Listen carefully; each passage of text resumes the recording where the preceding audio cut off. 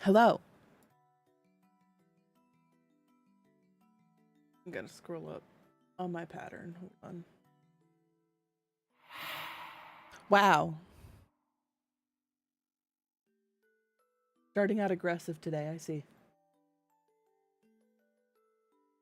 I see how it is. Well, this is how far we are today, and we're gonna start with the armholes today. Hi, Scarlett. I'm sorry I was late. I fell asleep. I meant to be on like half an hour earlier, and that didn't happen. Hi, Hallian. How are you?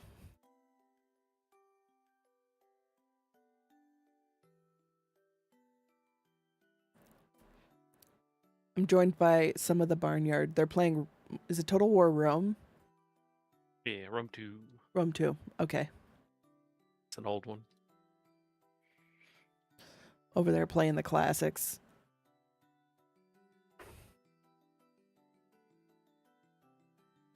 Is it something that I should, call you guys grandpa for? I mean, it was old as in, like, we played it when it first came out. Well, I mean, 2014. I played Pacopia when it first came out, and that's a brand new game. So it's not terribly old, but old enough. Old enough. Enough. Mouse.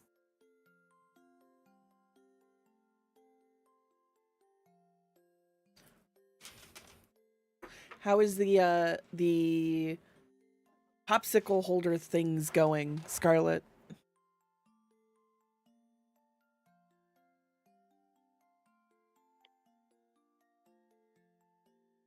Okay, the best way I should do this.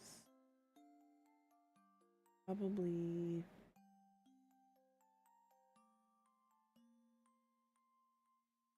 just slip stitching over. Wow, a 20 stream streak. Nice. Thank you.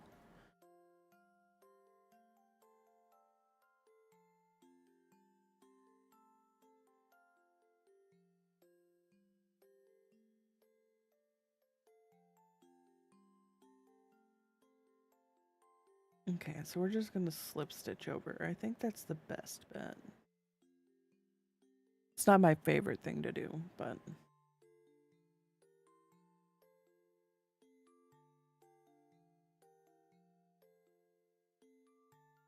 Didn't finish him last night, but you are now. Nice.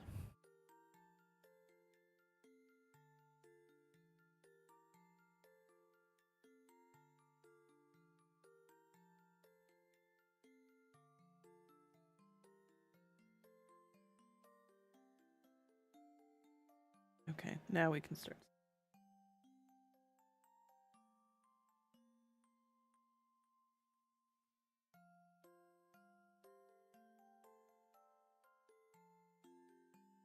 Are you doing fun ones, or are you just using up like scrap yarn?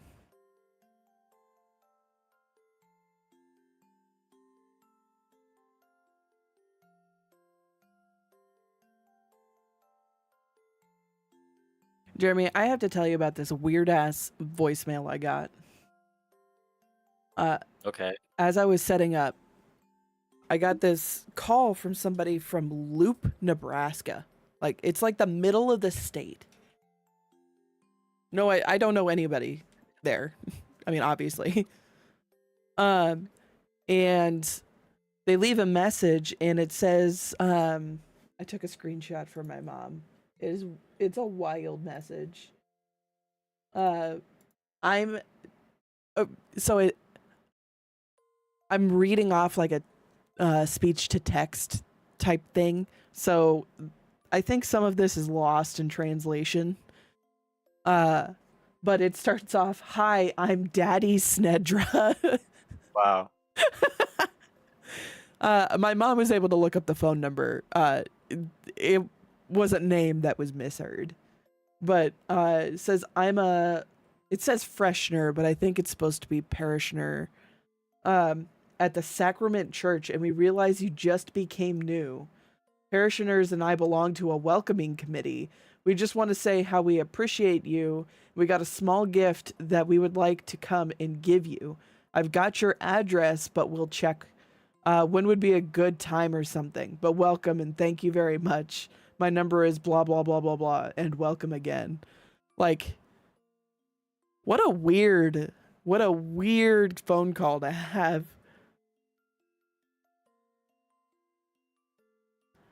But did you give him a time? I didn't even answer. I didn't answer poor Daddy Snedra.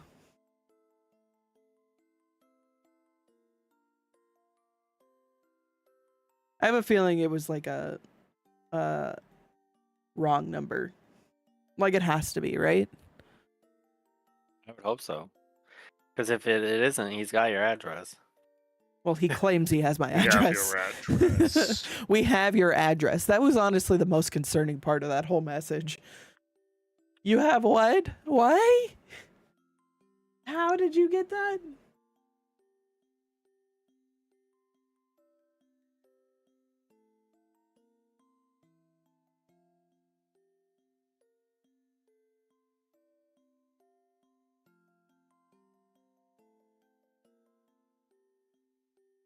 Because, like, the last time I got, weird calls, it was a rent-a-center trying to get a hold of my brother. So,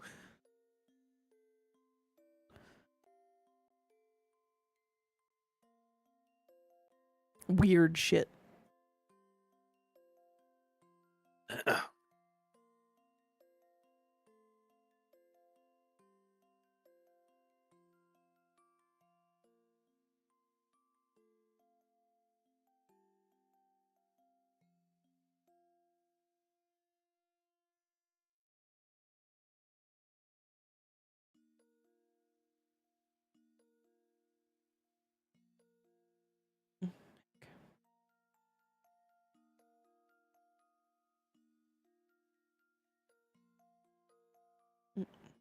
Double heck.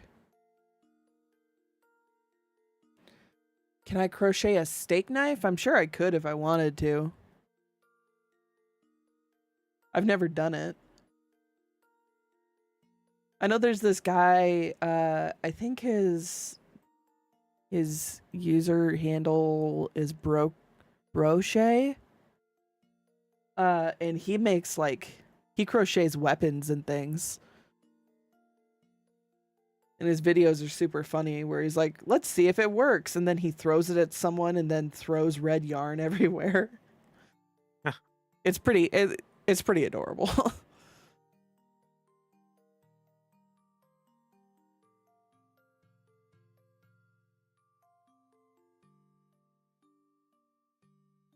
What is happening here?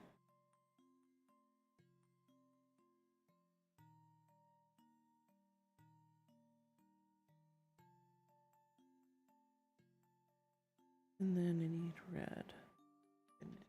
All the way.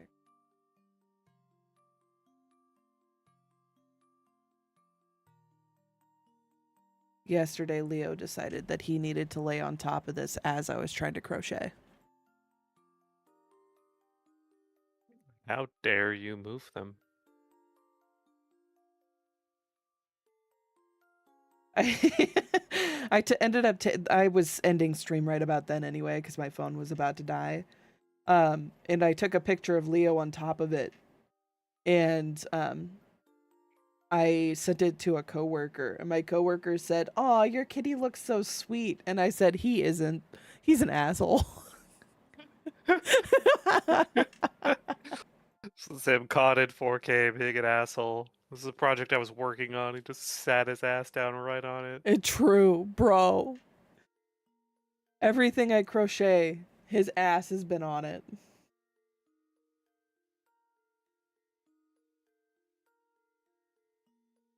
Everything has to be christened by Leo.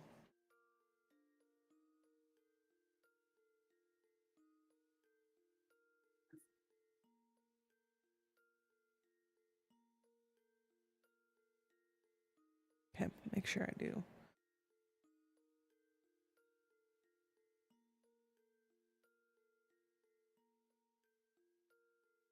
do the correct thing here.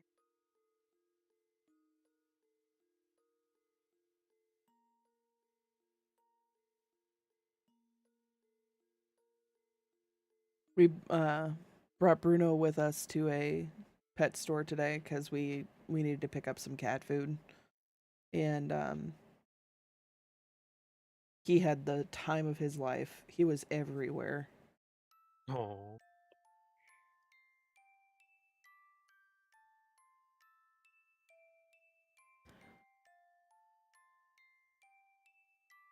On keyboard, how do you get the question mark? It's the slash key. This one here.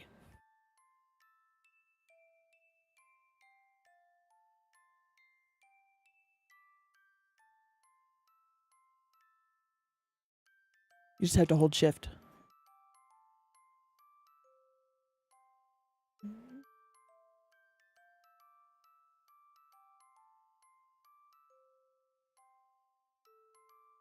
I got my music player fixed. I had to download. I didn't have VLC downloaded on this computer, Weird. so I had to download that so I could set it up.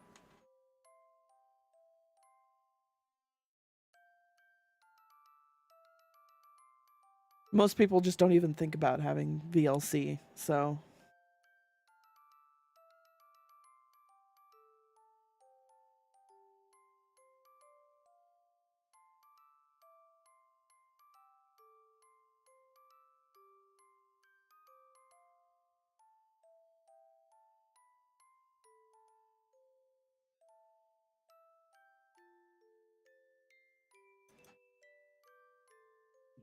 man.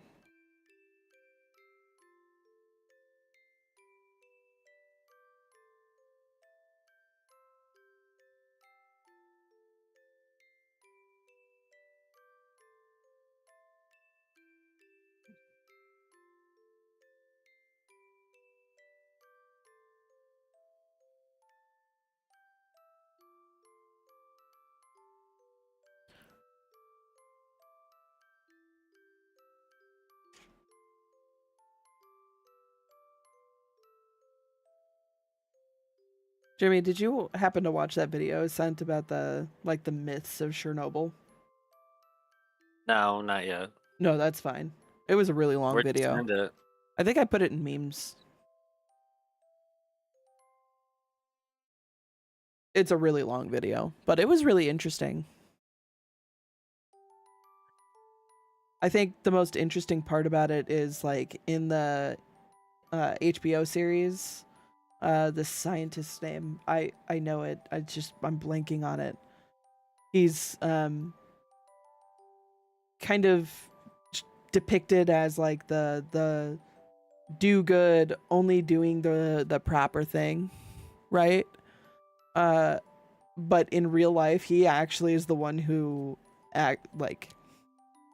crafted all of the lies in the propaganda. Oh yeah. I thought that was really interesting. What stitch am I using? I am using a waistcoat stitch. So instead of a regular single crochet where you just go in, like, you know, underneath these two loops right here, I'm actually going in and grabbing this loop as well to make it look more like knitting. But it also makes it very thick and take a lot longer.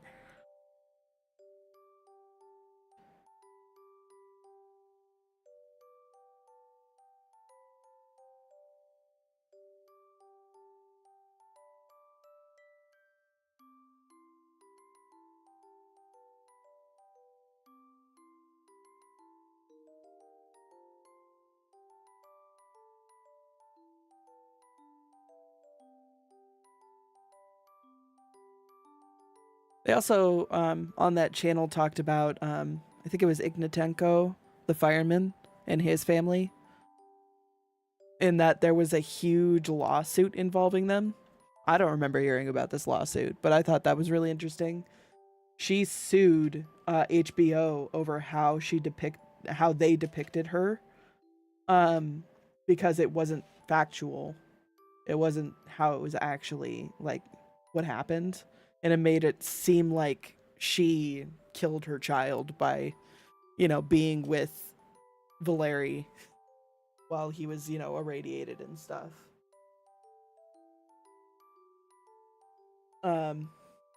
And she got a payout for it. Like, HBO was forced to pay. I thought that was really interesting. I know that was something you and I had talked about at one point. About one of the Chernobyl ladies. Yeah, the one that they made it seem like the unborn child was killed because of the radiation from the. Yeah, I Yeah, remember talking about that. yeah, and you said that according to her that's not how it happened. Well, this guy, he actually was able to find a lot of receipts on what had happened and how, like, apparently there's some guy who has access to a lot of medical records from people who were, involved with Chernobyl. So he was able to get a lot of those medical records. It was really interesting. Yeah.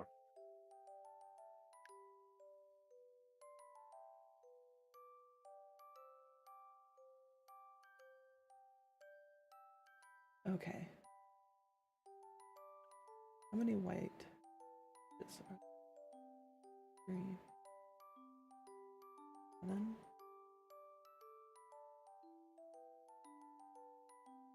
Did I miss a stitch? I think I missed a stitch. Something.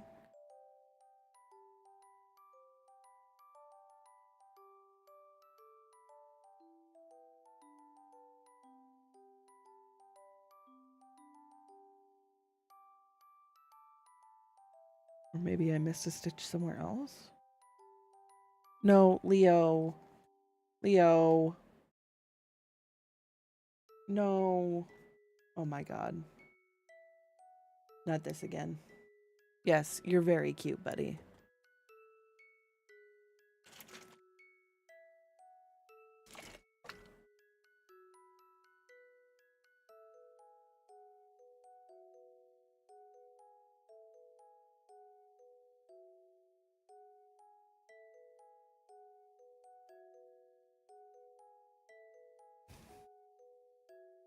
Today you brought the S?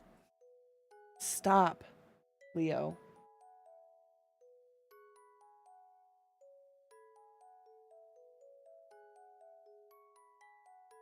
Leo just is desperate to be involved today.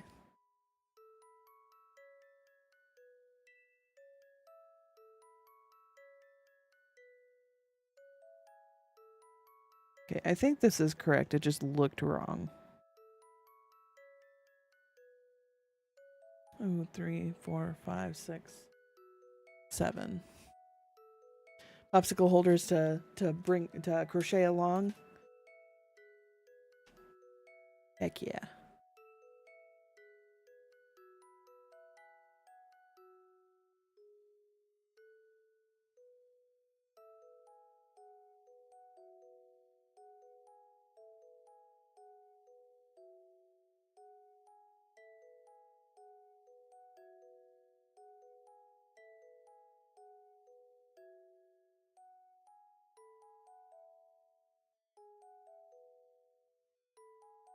One, 2, and then 3.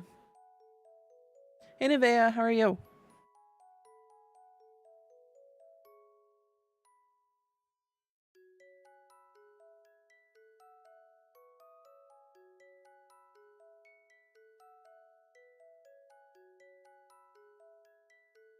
Sorry I'm late. I was eating popcorn and didn't want salt and butter on the keys. That's probably for the best. Overall, very good. That's good.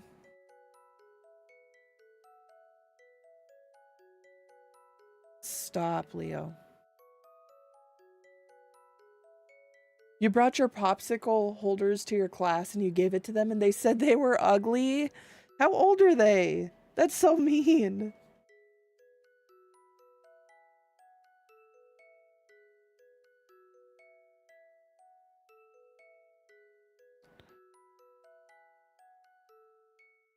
I saw this post. I saw you post about this in the channel. Last night, Nevaeh says they had a dream that Moo got into their house and was screaming and making cat noises in the living room. You could hear it in the bedroom with the door shut. I remember that. It was very Average goofy. Moo activity.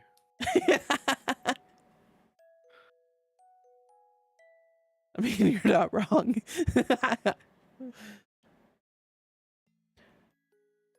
9 and 10, yeah. They're brutal at that age.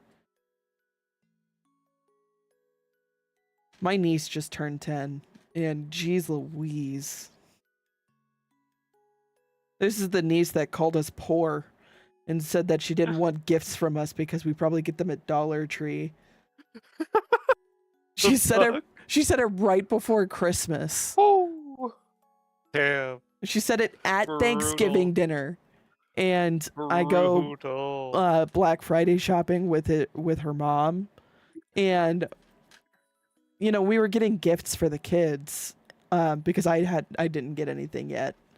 And I told her, I said, Colin told me not to pick anything up for her because he was really hurt by that. Like, she was really mean and did not stop, even after, like, Colin told her to stop.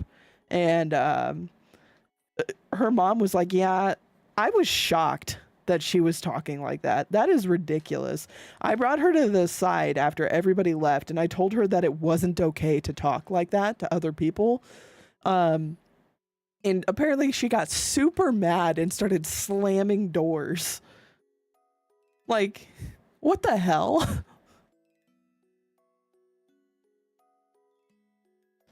Wild.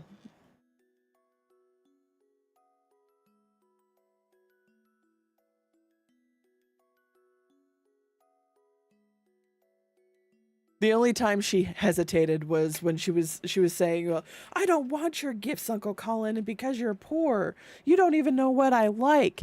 And he was like, well, Aunt Iris is the one who actually picks it for you. So, and then she looked at me like, oh my God, because they really like me. They're like, oh no, we can't say that. Wild shit. Kids are crazy.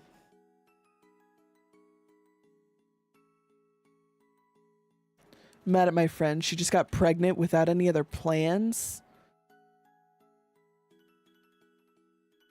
I mean, shit happens.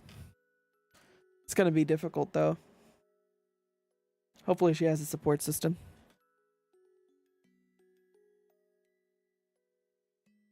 Wait, why are you mad at her? Ouch.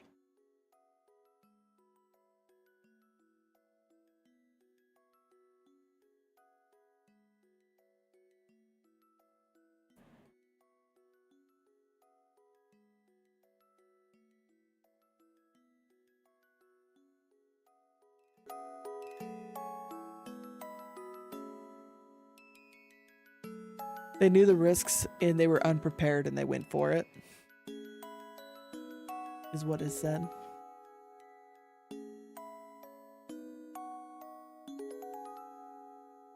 Well, I guess if it sounds like if you get pregnant on purpose and you have no contingency plan, that does kind of sound a little stupid.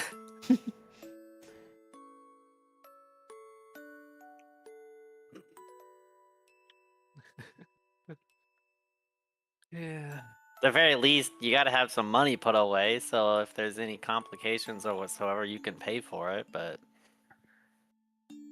that's the preparation process.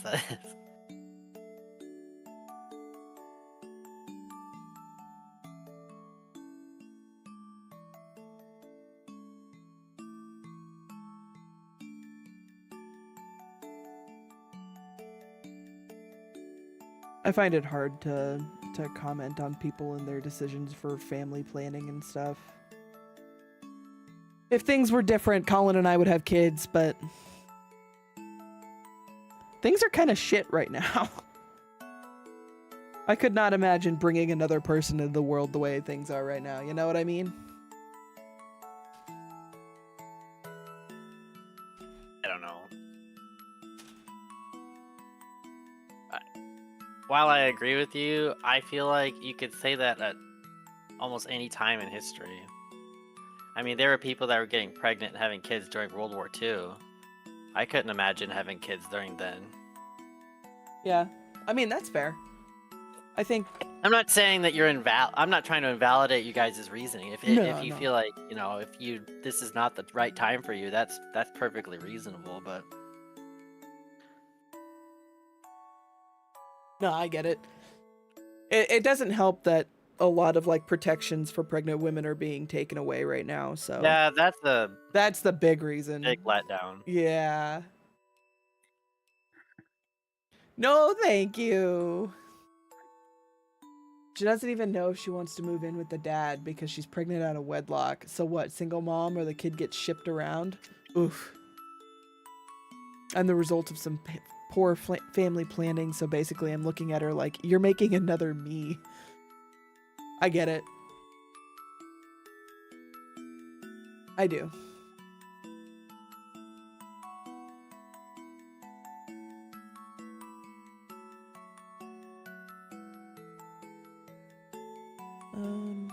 Let's weave in this end real quick.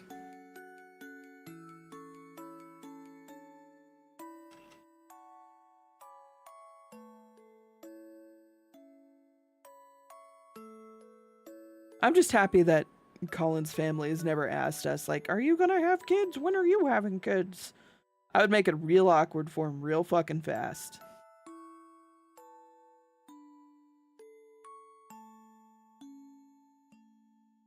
Yeah,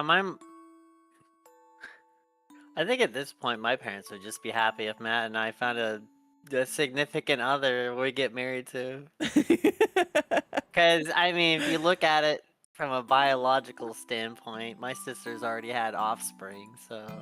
Yeah.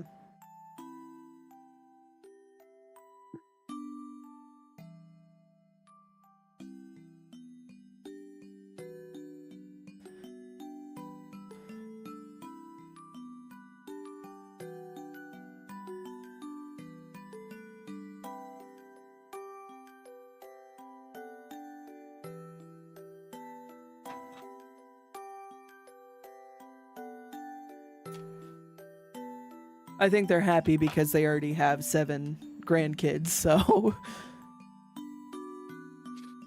Yeah, it would be different if they had no grandkids across the board. Oh, yeah. Or if they were would be nosy assholes about it. Or if they were the kind of grandparents that cared about the family name continuing, because Colin's the only boy, so none of the grandkids have our last name. But they don't care about that. Like, that's not a thing that they care about.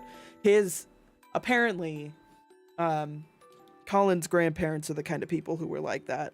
And so they, for a long time, refused to talk to Colin's dad. So it was Colin's dad's mom that was like this. She refused to talk to Colin's dad and her family because they only had girls. And then Colin came along. He was the only boy in the whole family. So he was the only one who can possibly carry on the last name. Period. He's the last one. And suddenly they started talking to the family again. And that made Colin's dad very upset. Yeah, I can see that. Reasonably so, in my opinion. So it was very mixed feelings when we went to that funeral.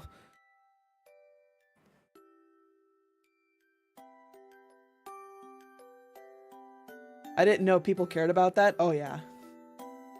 The Honorable Knight's B family name is recorded in the Book of Legend. Yeah, pretty much. If I could actually change my name to Nevaeh, I'd drop my last name as well and go on to the mononym. Just eradicate it. I'm just happy not to have my maiden name anymore, because my bio dad is a shit bag. We don't need to carry that name on. The artist formerly known as Beef.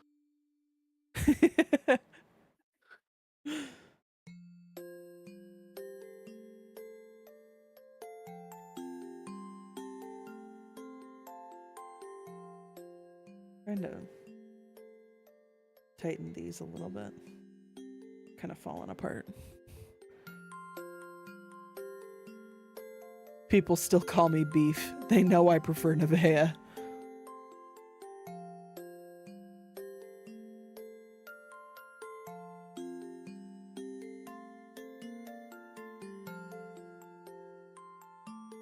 I know it took me a little bit to switch over.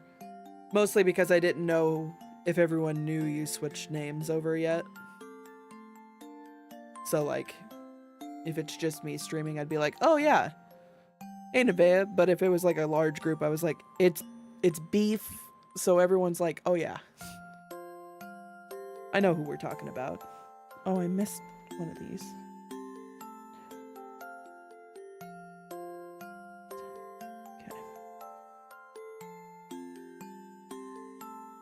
I didn't make a fuss. Yeah. I could tell who it was because of the color of the name. There's only 2 people in my chat who ever have that name color. And it's you and Blue. And Blue's not here, so. And Blue doesn't change their name. Oh shit. I fucked this up. I need to go back. God damn it.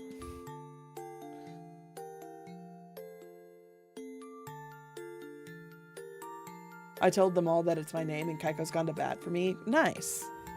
That sounds like Kaiko.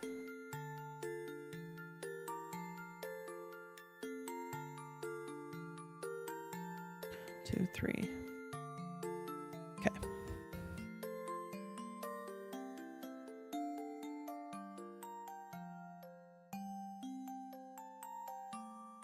Okay, we're gonna slip stitch in this stitch. Carthage comes to take its island back. No second chances this time. We killing everyone in town.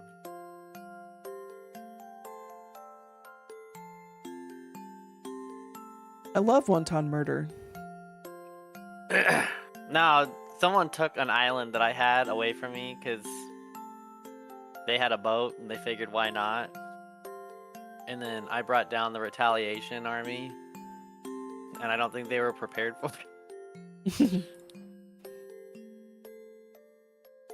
I fuck this up still? Did I still mess this up somehow? I think I did. I think I did one too few stitches. Hold on.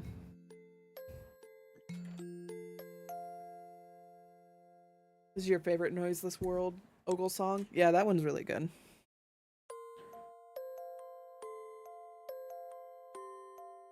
Okay. God damn, Andrew.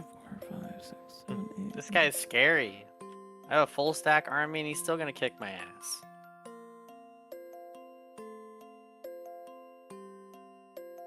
One, 2. Oh, just because of the garrison is 8 units total. 3. Well, he's got the army, he's got the garrison, he's got something reinforcing that I think I can't see. Andrew's my dead name, so every time it's like I've been compromised. It's funny because we actually have 2 Andrews in the group. Yeah, we Call have. the Andrews. 1 fewer is fine with me. Wow. We have Andrew, and Hoop is also Andrew. So Hoop has the same problem. All of us know him as Hoop, but every time we talk to Andrew, we're like, "Hey, Andrew." He's like, "Huh? Oh wait, The sorry." worst fucking thing is one of Kelly's exes is also named Andrew. Oh no.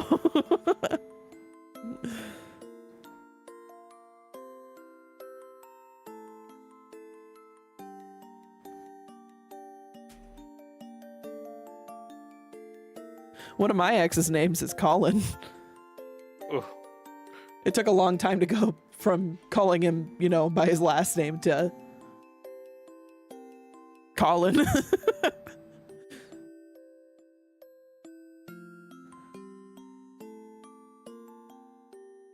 It would have been funnier if Iris said, you know, I'm actually named Andrew, but everyone calls me Iris as a false flag. True. Inside you, there are two Andrews.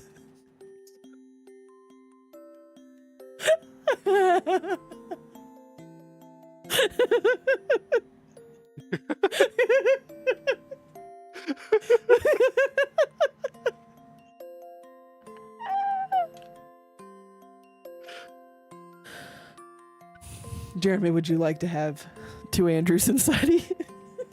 I'm good. Oh. That can be arranged. What do you mean? They're already there. I mean, there's another group I could pull in. We've got Canadian Andrew. Oh. And you could have 3 Andrews Oh, inside no. of you, Jeremy. Oh no. Wow.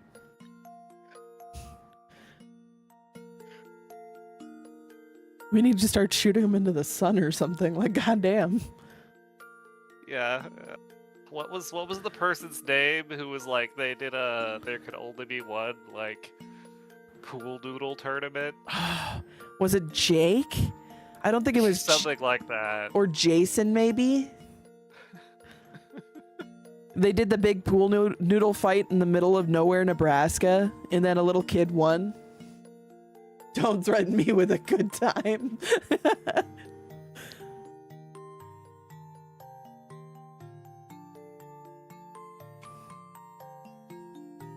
It's the worst possible dead name, too, because it comes from the Greek word for manliness.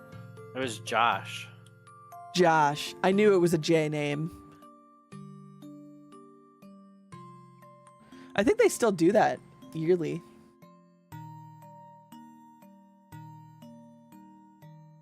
Bible names, yeah.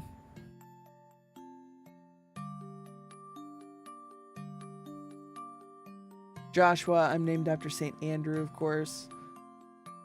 It's funny. My name translates to mother, but there's a strong possibility I can't even have kids. So, like, what the fuck?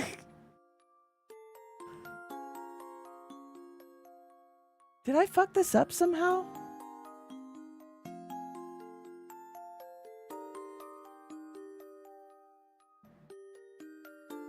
Or am I off? I think my stitch markers are just off. I'm getting to a point where I'm just going to take these stitch markers off because they're causing more confusion than anything else.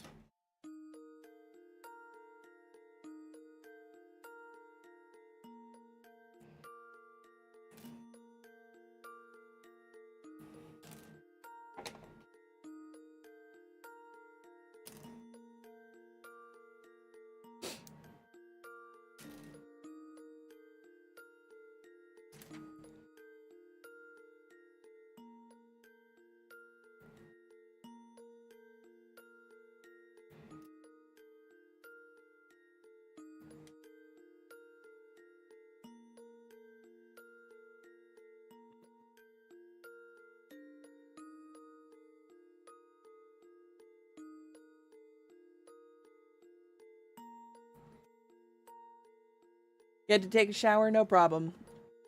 You must us talking mad shit.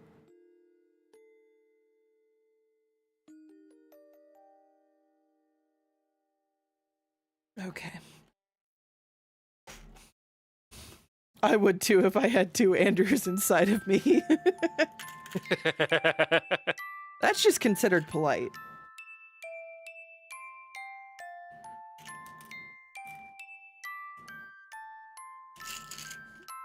Almost lost all of my stitch markers. That would have made me crash out.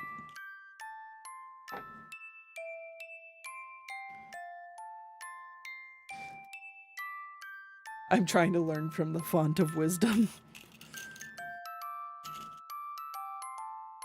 Good hygiene is always important.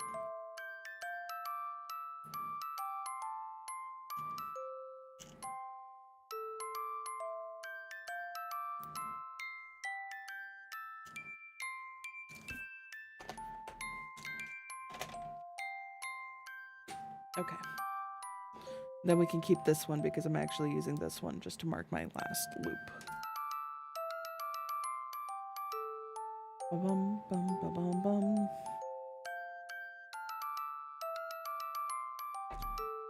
Okay.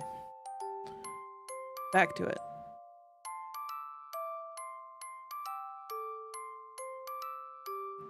One, 2, 3, 4, 5, 6, 8, 9, 10, 11.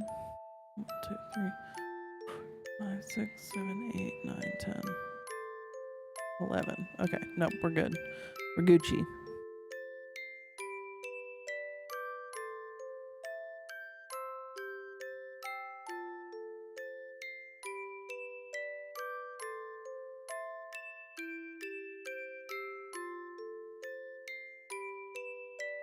Oh wait, is this the foot?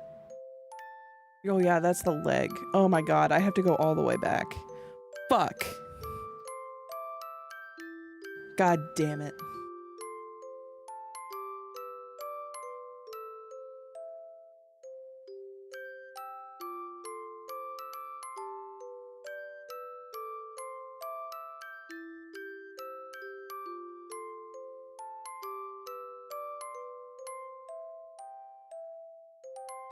This is supposed to be red.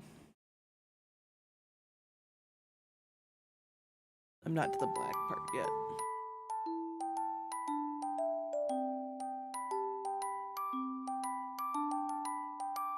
God damn it. God damn it. I really fucked myself over. Where's my needle? I just had it.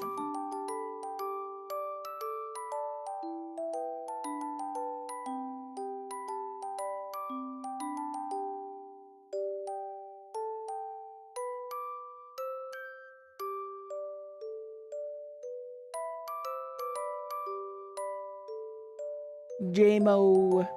Yeah, this is the back panel. Because that was the first chart in the pattern. But I thought that this was the tail and not the like leg. So I didn't need to start the black yet. Come on. There we go.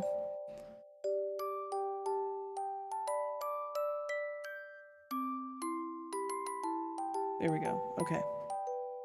We can put this black to the side because I don't need it yet. Ugh. Bad decisions today. Okay. Apologies. Yes, so this is the back panel with the 2 foxes on it.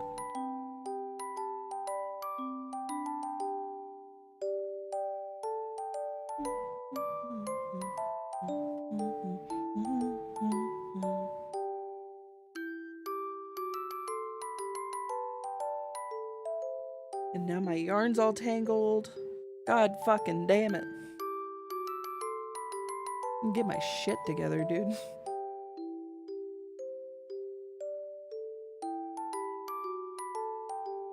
Okay. We're sorted now.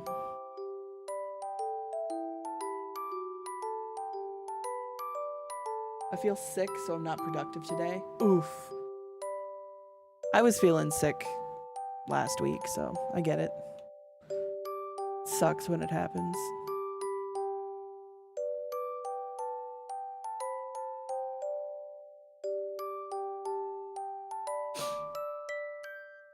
Are you making one too, JMO?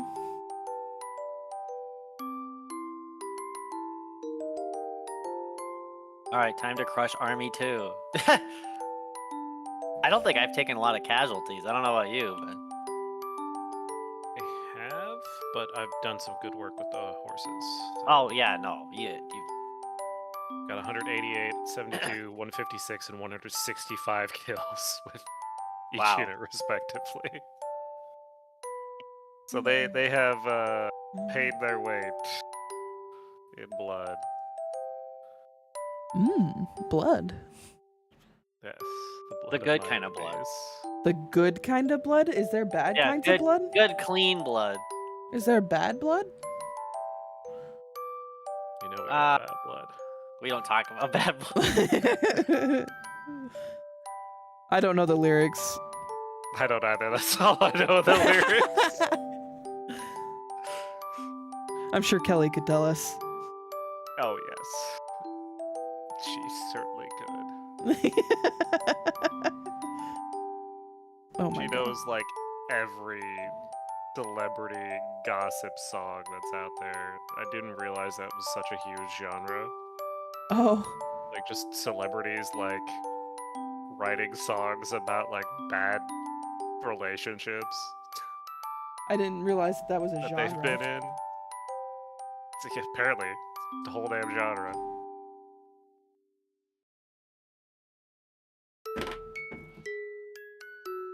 I wish I knew what happened to my needle. I just had it. And I don't want it to be on the floor. It's on the floor. I've got it. Okay. Never done anything like this. You're stitching squares together for Harry Styles sweater. Harry Styles has a crochet sweater? Or is it a knit sweater?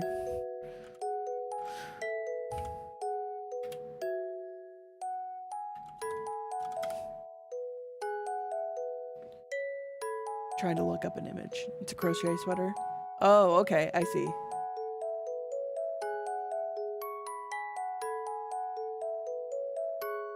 Andrew, your horses might die. Yeah, that was a very weak one. I'm fine with losing it. Because I started throwing spears at them and I'm like, oh fuck, your horses are right there. No, I put them there because the spear truckers were getting engaged, so I put them there to let you continue throwing uninterrupted. That's a fun sweater. I dig it. What game is Barnyard playing? They're playing Total War Rome 2. Yes. Okay. All of those words. I'm playing as Carthage. Andrew's playing as Rome. Hey, We're Iris. doing doing surprisingly- Unholy Alliance. Yeah, yeah.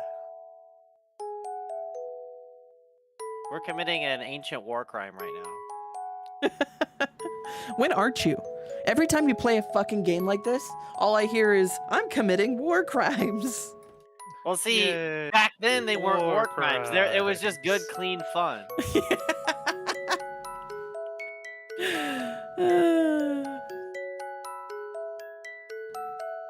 You would all love eugenics.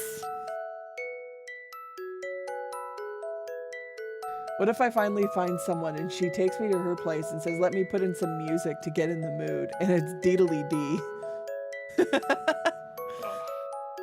Fight on sight. It could be worse. It could be Seabat.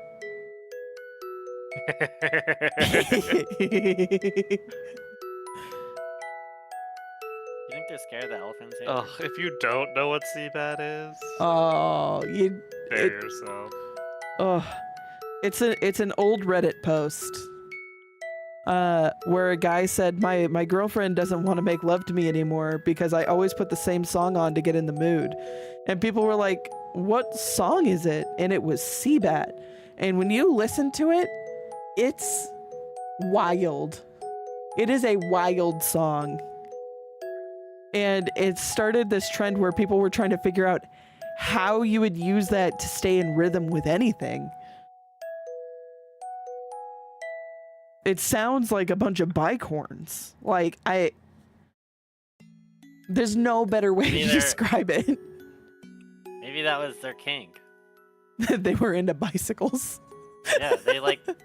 Yeah, maybe they like that biker gang vibe. I'm going in, so is that Redditor, man.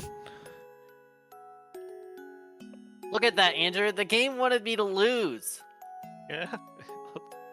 I at them murdered horses. 2,600 people.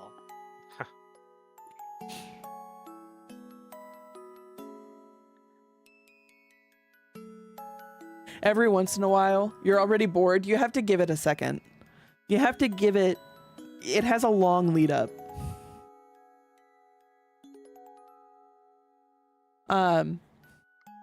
Oh, you skipped in and it's boring. That's fine. It's just ridiculous.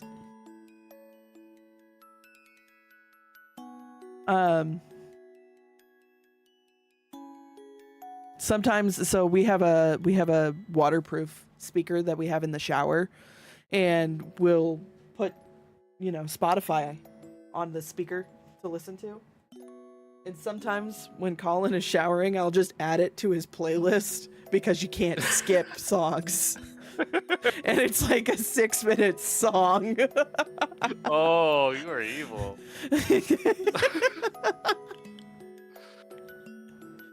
I like to follow it up with the Home Depot theme.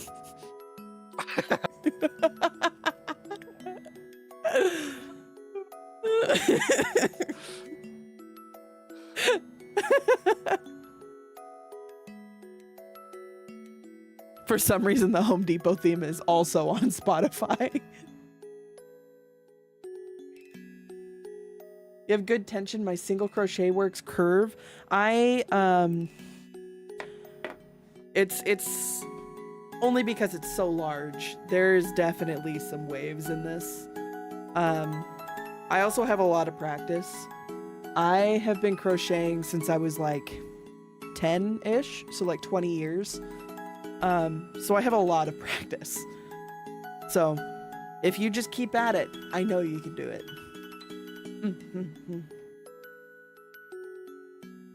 Also, it really helps that this is waistcoat stitch.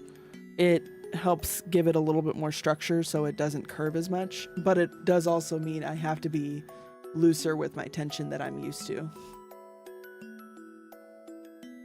Iris, if you do it to CVAT in the shower, you're gonna break all your limbs.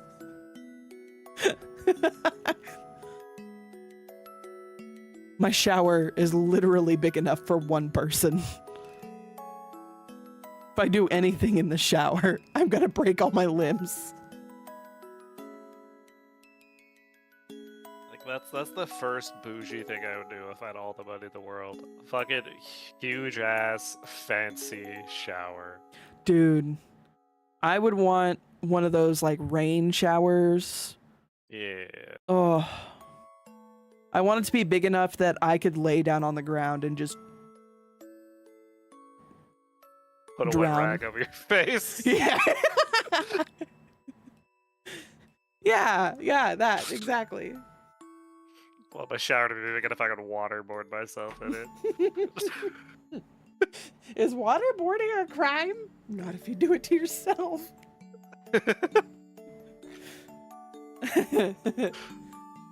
Oh, you know, I had put that stitch marker there because I'm not supposed to go all the way to the end. I'm so invested in talking about showers and CBAT that I'm forgetting things that I did literally like 2 minutes ago. 1, 2, 3, 4, 5, 6. We're just gonna put this here. Okay.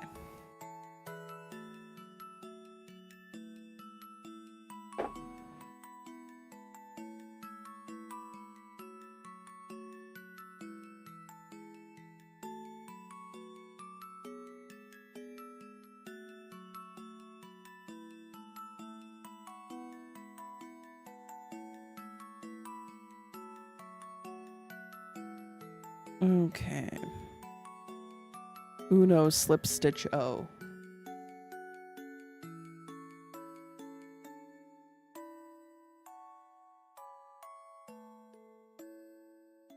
Okay.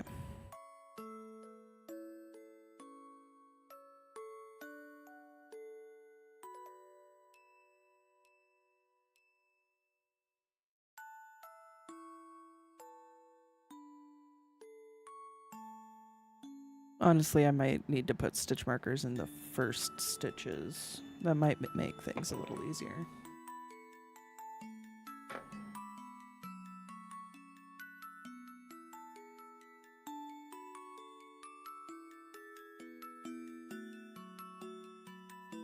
There.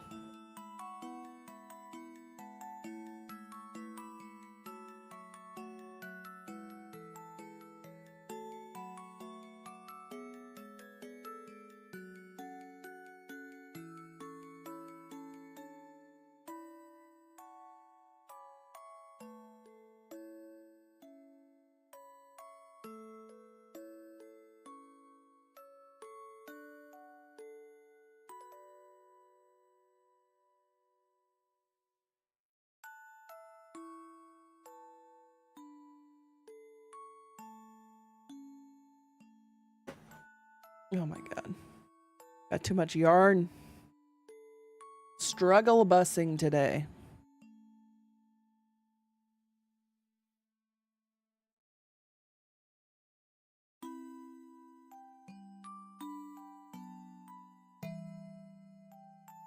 Jeremy, what's your number one favorite war crime? My favorite war crime? Yeah. Like real war crime or just like hypothetical war crime? Oh, I didn't know I would have to give a qualifier to favorite war crimes. I mean, I guess my favorite hypothetical war crime is in Stellaris. You can desentionize someone, but literally return them to Monkey without their permission. Oh my god. On a planet-wide scale. Yeah. Wow. So, yeah. Yeah. You could build like a super weapon that just neural sweeps the entire planet, turns them all back into primitives. Wow. Wow. That's a contender. What are they gonna do? Argue about it? They're all like. The biggest war crime in Stellaris is that's the UI. That's the nice genocide super Yeah. weapon. That's true. It could be worse. We got planet crackers, okay? They could be sitting on a fireball of death. I don't know if they'd be sitting for very long if that was the case. They'd probably be melting. They get to reenact their favorite Warhammer 40k scene. the day the planet broke before the guard did. First hand. One that just Front row permanently seat. shields their world. Which doesn't sound too terrible until you figure out that like it's probably blocking the sunlight. Probably. Yeah, that one kind of sounds like a hell.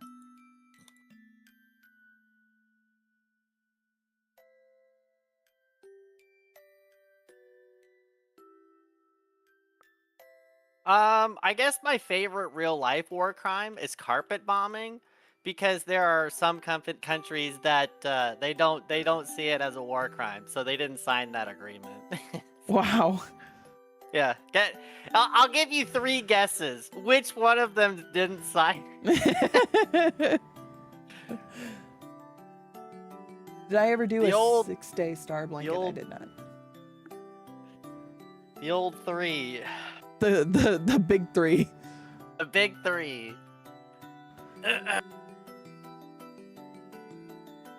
Took it as a suggestion.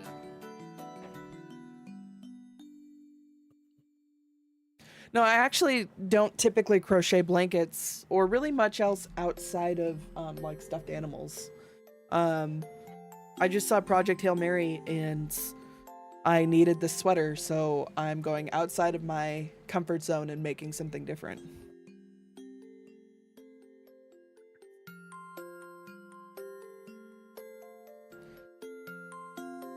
I made the one blanket I made was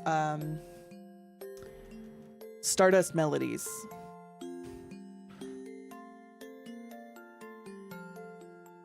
Looking forward to music lesson on Thursday.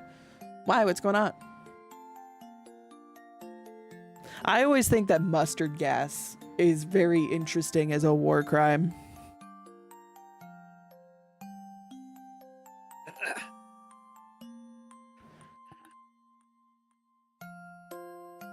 See, what's interesting about a lot of the World War I chemical warfare war crimes is that they weren't even effective. Like, the only times they were ever actually effective was the first time they used it and the enemy wasn't expecting it.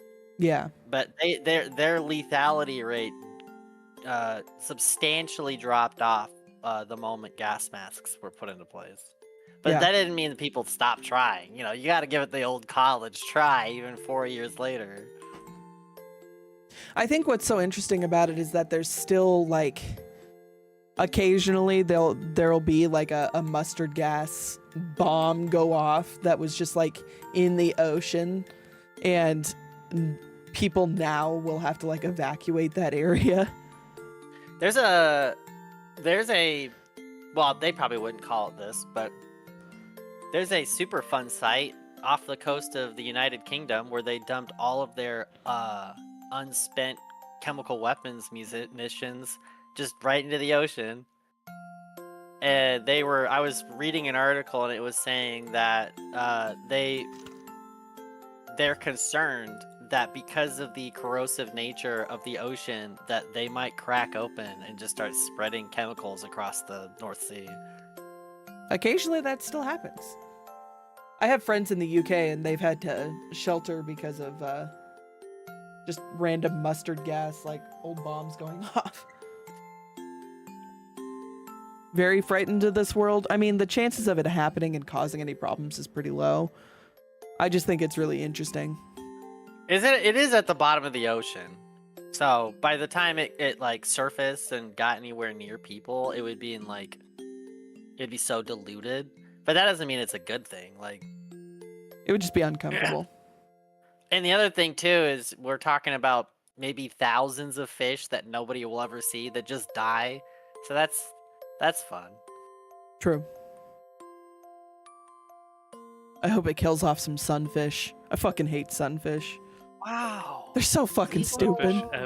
They're not stupid. They're so fucking stupid. No, there's a guy. He just made a video about it. They're not dumb. They are literally dumb. They are literally fucking dumb.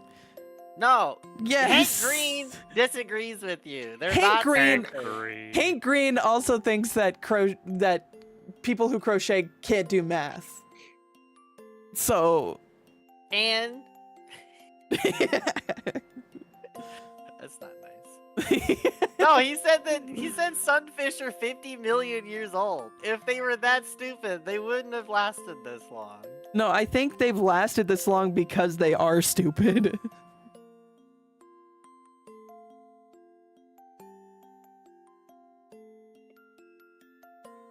One of the things he did mention though was that like sunfish, their entire body is designed to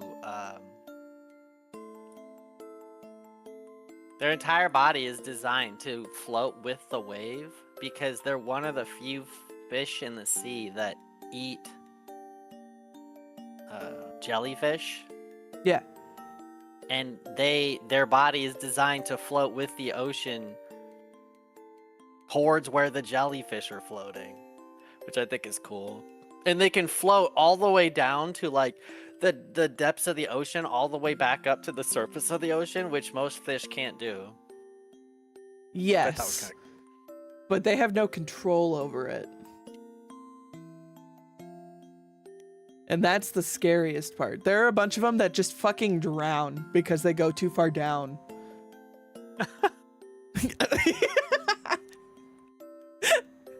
They're so fucking I'm stupid. sorry. They're A the fish stupidest drowning fucking is thing. just... It's so fucking dumb. Like, I don't think that they're like a waste of space or anything like that. I'll talk mad shit on them. I think they're really interesting, but god damn it. How did they survive?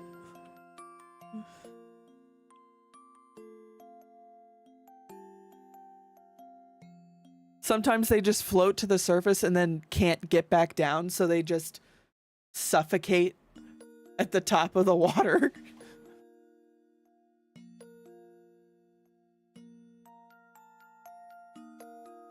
They're so weird. They're such weird animals.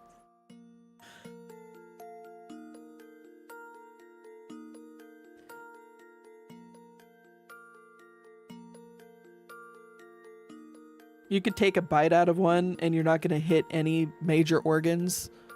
So a lot of them live with just chunks of their head missing. Oh.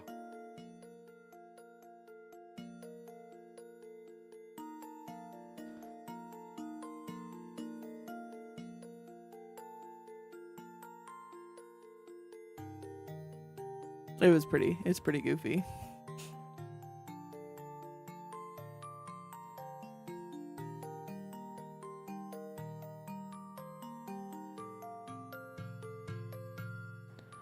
You could take a bite out of me and not hit anything important. Same.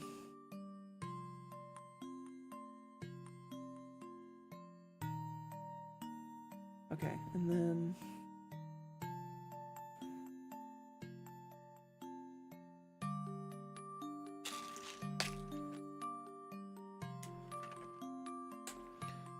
you're back? You're sorry? You don't have to be sorry. I'm not going anywhere. It's coming along. It is. I've made a lot of mistakes today. I've been struggle bussing, but it's okay. I think I've got it kind of figured out a little bit better now.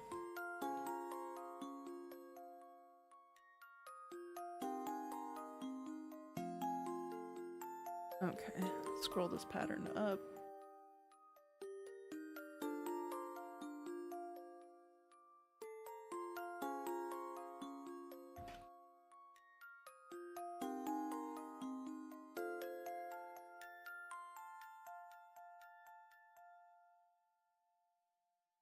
Summer's coming up. Do I have any plans? Absolutely not. The only plans like we ever make in summer is when Andrew comes up to Omaha. And I don't even know if that's going to happen because I would want to fly up here.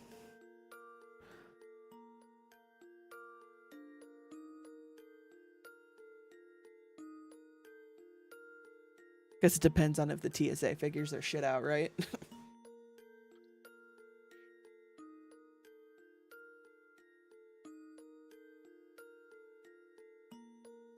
I mean, I haven't really been traveling anywhere, but that's still going on. Like, I have no idea. I don't travel, so. okay, because like I that was happening a few weeks ago. Like, I knew a coworker that had to travel, and the airport was like 6-hour wait. Ugh. Absolutely not. They just weren't paying the TSA agents because of a partial government shutdown. Yeah. I'm not sure if it's still happening or not. Which is wild when you look into things and it's like, oh, every single airline ticket you buy has the fees built in to pay the TSA. Except the government then goes and raids like 1/3 to half of the money to go pay for other things. Really? And it doesn't go to the TSA. Interesting. I didn't know that. Yeah. So you fund the TSA just by buying a ticket. Supposed to. That's how it's supposed to work. But then the government steals the money from the TSA. Wow. I love that. Yeah. That sounds about right.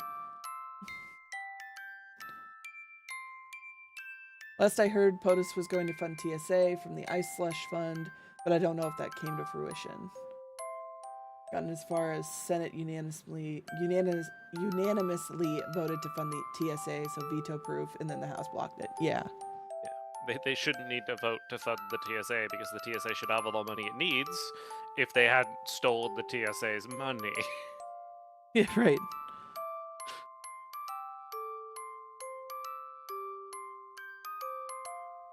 Just like with Social Security, where they keep borrowing from it for other things. Yeah, pretty much. Am I Christian? I am not. I was raised Mormon. My mom gave me a lot of freedom and gave me a lot of resources to learn about different religions, but I don't follow really anything.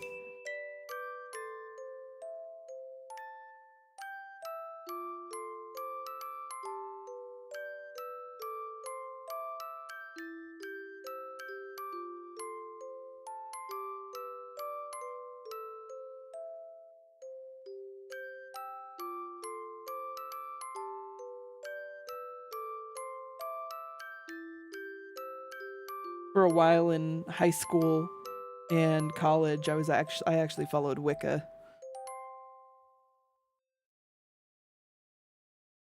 More druidic Wicca, but still Wicca.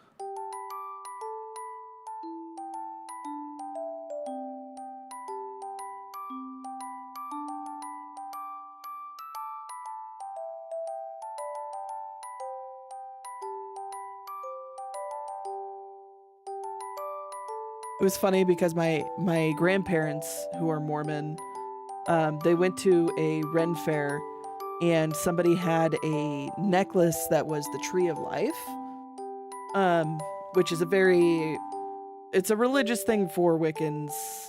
I'm sure for other religions too, but in this shop, it was being sold as a Wiccan item, and my grandmother bought it and thought it meant like a family tree, and I wasn't gonna tell her.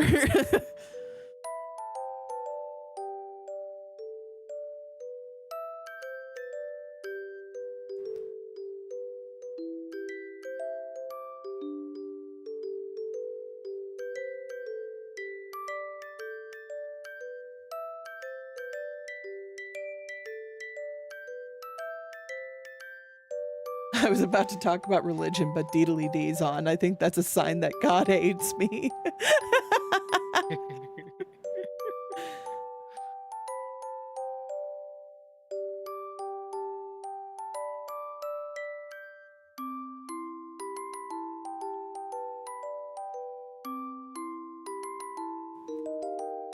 Okay. Yep. Making sure I did this correctly. We're all dogs in God's hot car. We're all dogs on God's hot car. I need that pin still. That pin is so fucking funny to me. Every time I see it, I just giggle.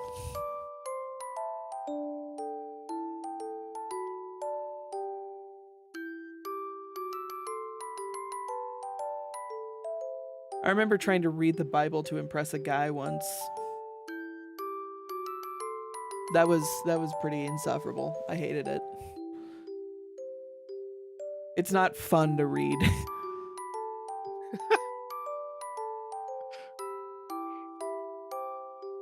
I don't remember how far I got, but it was just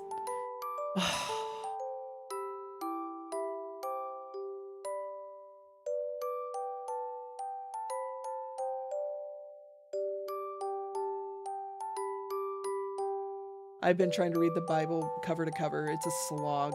I'm up to Book of Ezra. I did not get that far. I don't know how far I got, but it was not very far.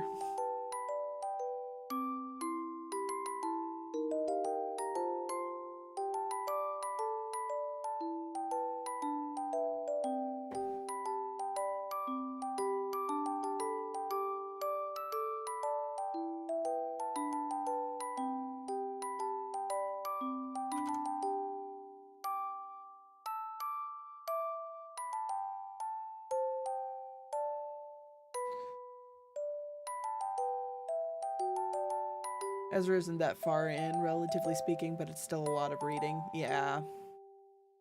Love the sweater and the avatar. Thank you.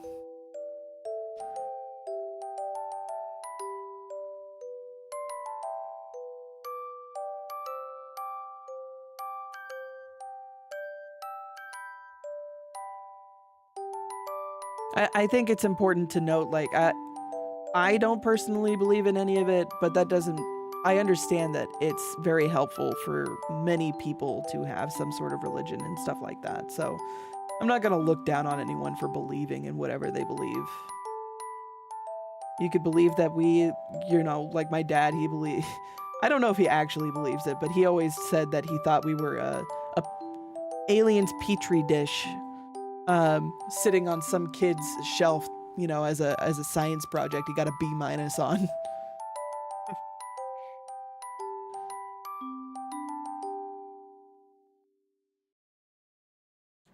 Taking up a lot of our friends' little conversational quirks so that I sound more like a human being.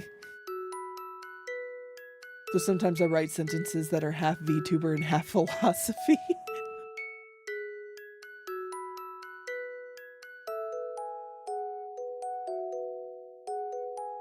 I just stopped thinking when I say things. In case it wasn't obvious.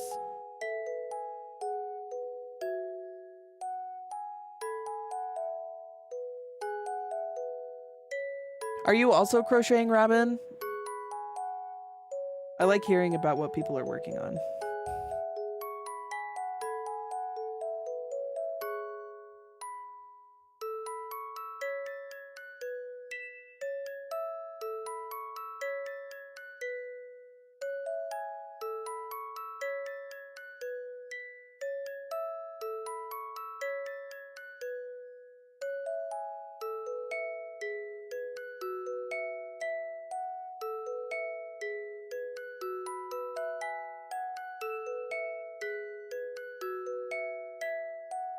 I'm raised autistic, so I'm trained to think very hard about every little word I say. I gave up on that.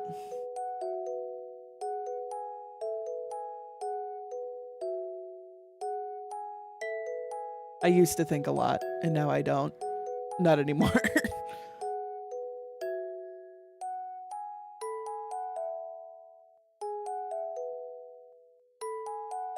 I'm not crocheting, but I'm deflated from music. Found the will to do some philosophy work. Nice. How's the game going for you two? Good. That's good. We're trucking ahead.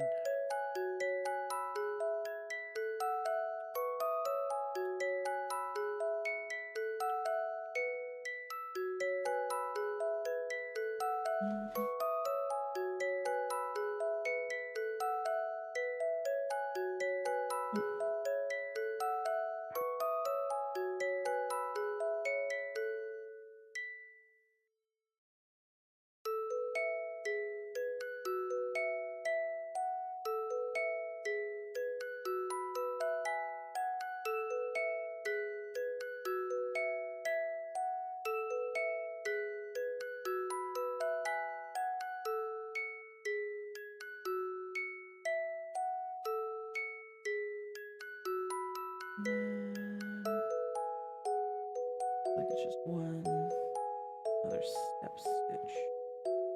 Step stitch. The efforts to take Spain seem to be problematic.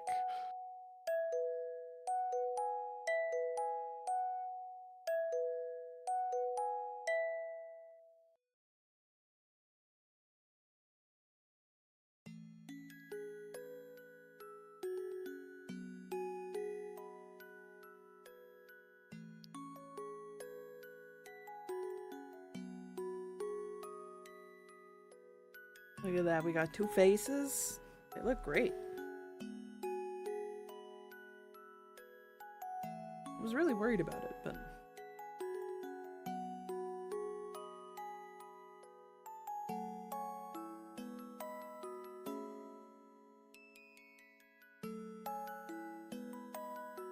oh, I gotta up a little bit.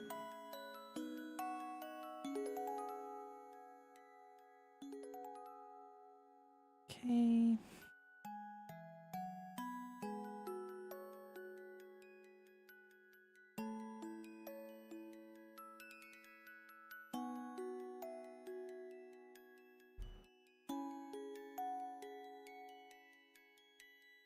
We're actually just gonna skip the stitch. I think it's gonna look cleaner if I just skip the stitch rather than trying to slip stitch into.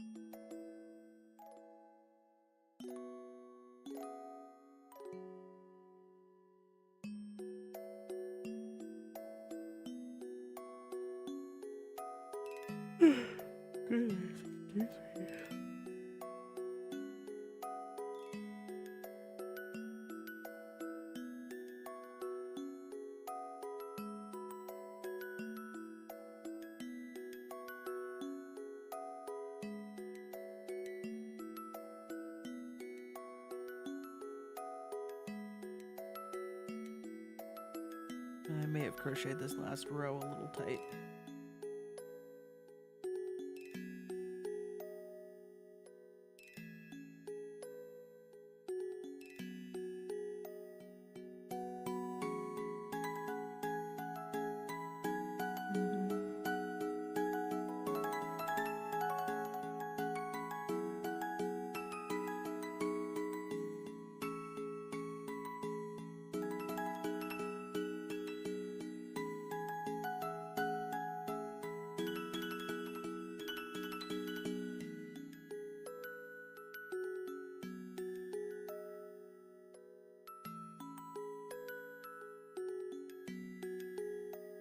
way across.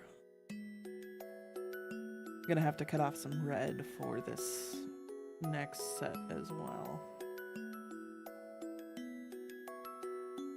Eh.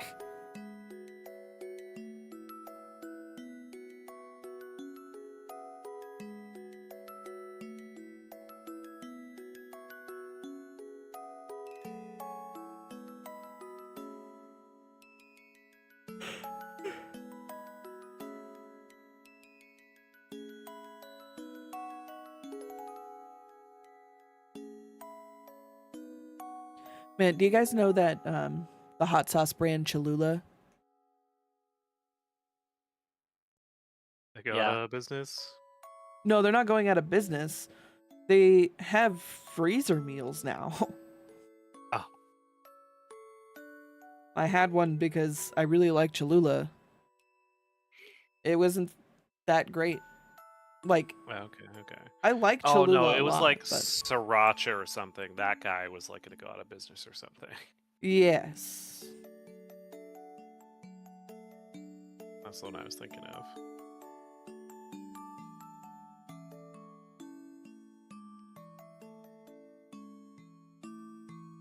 I really like Cholula, but I was kind of disappointed. Like, it was like the stereotypical we cut as many corners as possible. You get 3 pieces of pork type thing. I was actually kind of upset because it wasn't a really cheap frozen meal. They're not even attempting to enter the market like and pretend they're a good product and then slowly lower the quality. Yeah, They're they just starting started with trash. Yeah, they did. It was so disappointing because their hot sauce is so good.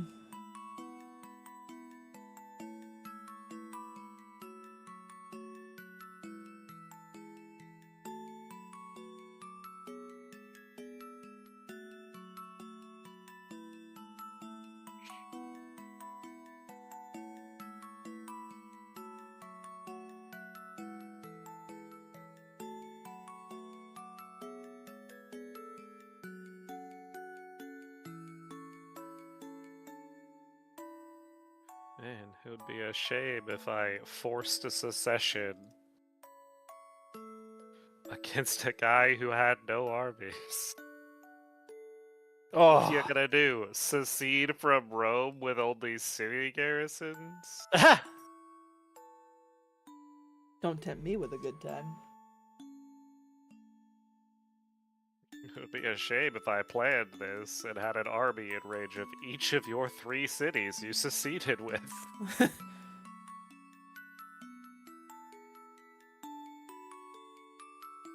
This Having sounds 4 like military factions. bullying.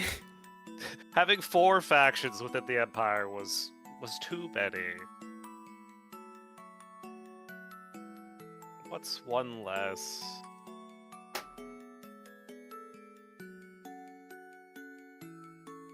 They didn't even have any notable generals amongst a lot of them. They were a useless class of people.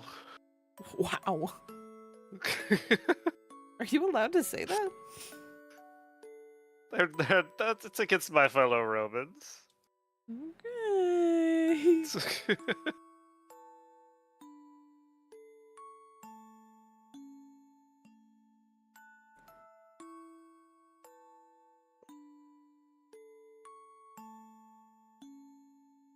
Oh my god. I am struggling.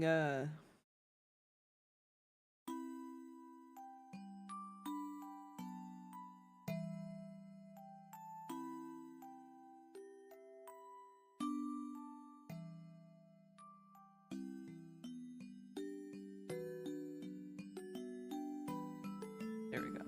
Okay. I actually need to make a second one of these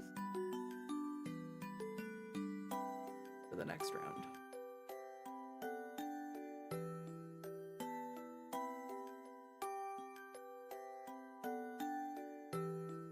Yes, excuse me.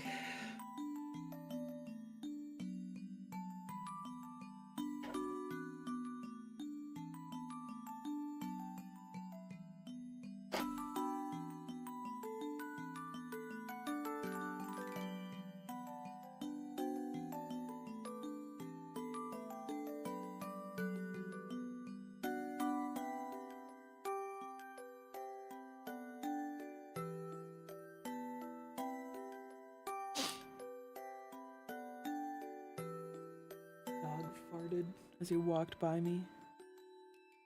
It was like fucking death, dude. I don't get it.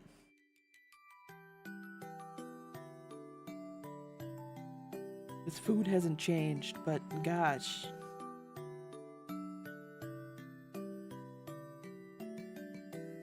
Right, that to the side, that to the side. I dropped my again.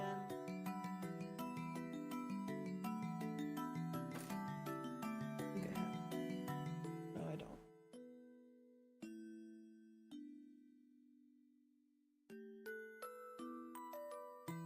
I don't know where my magnet is. This is what happens when you don't have a clean desk. There you go. Now it won't roll away.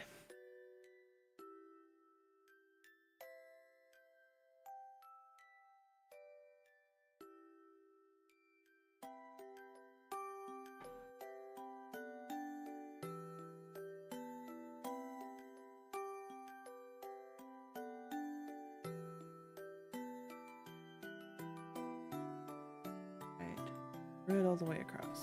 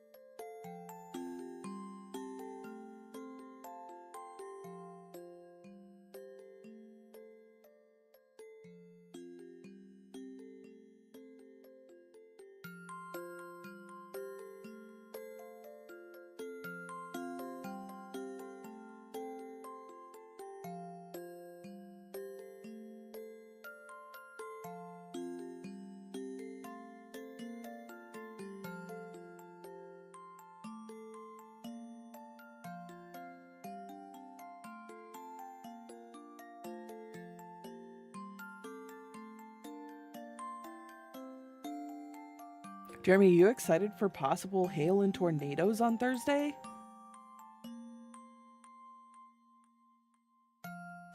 I'm always excited for hail and tornadoes.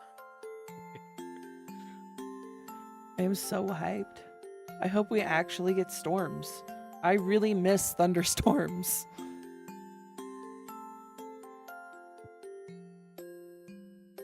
It's all those chemtrails. No, it's the They only block Really the misses the storm. possibility of thousands of dollars of roof damage. thing. See, that's the one nice thing about living in an apartment. It's not my roof damage. Look, I have impact resistant roofing. It's fine. It means that insurance will pay me more if I have to go ahead and get it replaced.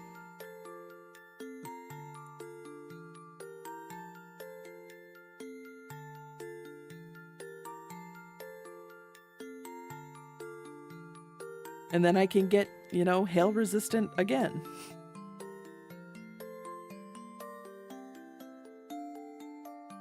I'm not worried about my roof. Worried about other people's roofs. I'm more worried about my trees, if I'm really honest.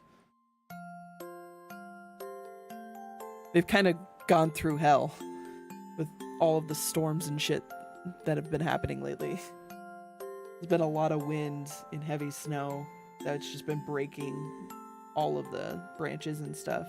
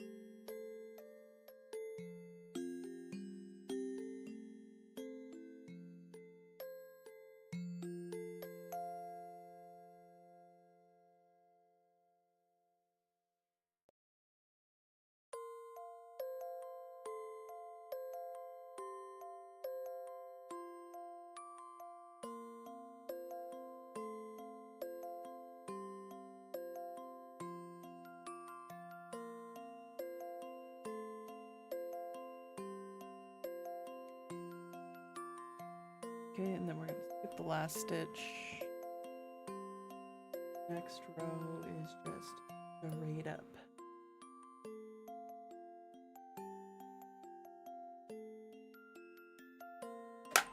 Ooh, might be. Sorry, guys.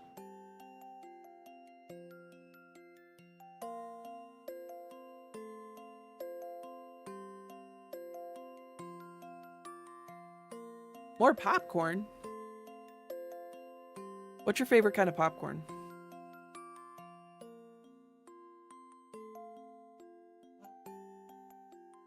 See, my parents have always bought the the movie theater brand, whatever it's called. Top Secret? Or do you just mean like the movie theater butter? I had to give me a second. I had to think about it. Just regular. My dad's a health nut, so he would just serve it with Oh. salt. Act 2. My parents have always bought Act 2. They probably don't serve that in a movie theater, but like it had a movie theater like name to it. Yeah. But I know there's a lot of people that either they like Orville Redenbacher or some of the I don't know, one of the other ones. But I never grew up with them, so like I don't really have an opinion. Oh, I did like a taste test at work, and there was definitely one that we all thought tasted like better, but I couldn't tell you which one that was. It was probably Redenbacher. Redenbacher is really good. It's just really expensive compared to the others. I know for a while there, like a short while, I remember my dad would make homemade popcorn because he had a popcorn like maker, but I remember when I was a kid suggesting they do that, and they're like, he's like, why would I do that when we've got like ready to like convenient ready to go popcorn? So he never did it anymore after that. Oh, not to mention they started buying Jiffy Pop too because it was kind of fun to watch it like pop up. Yeah.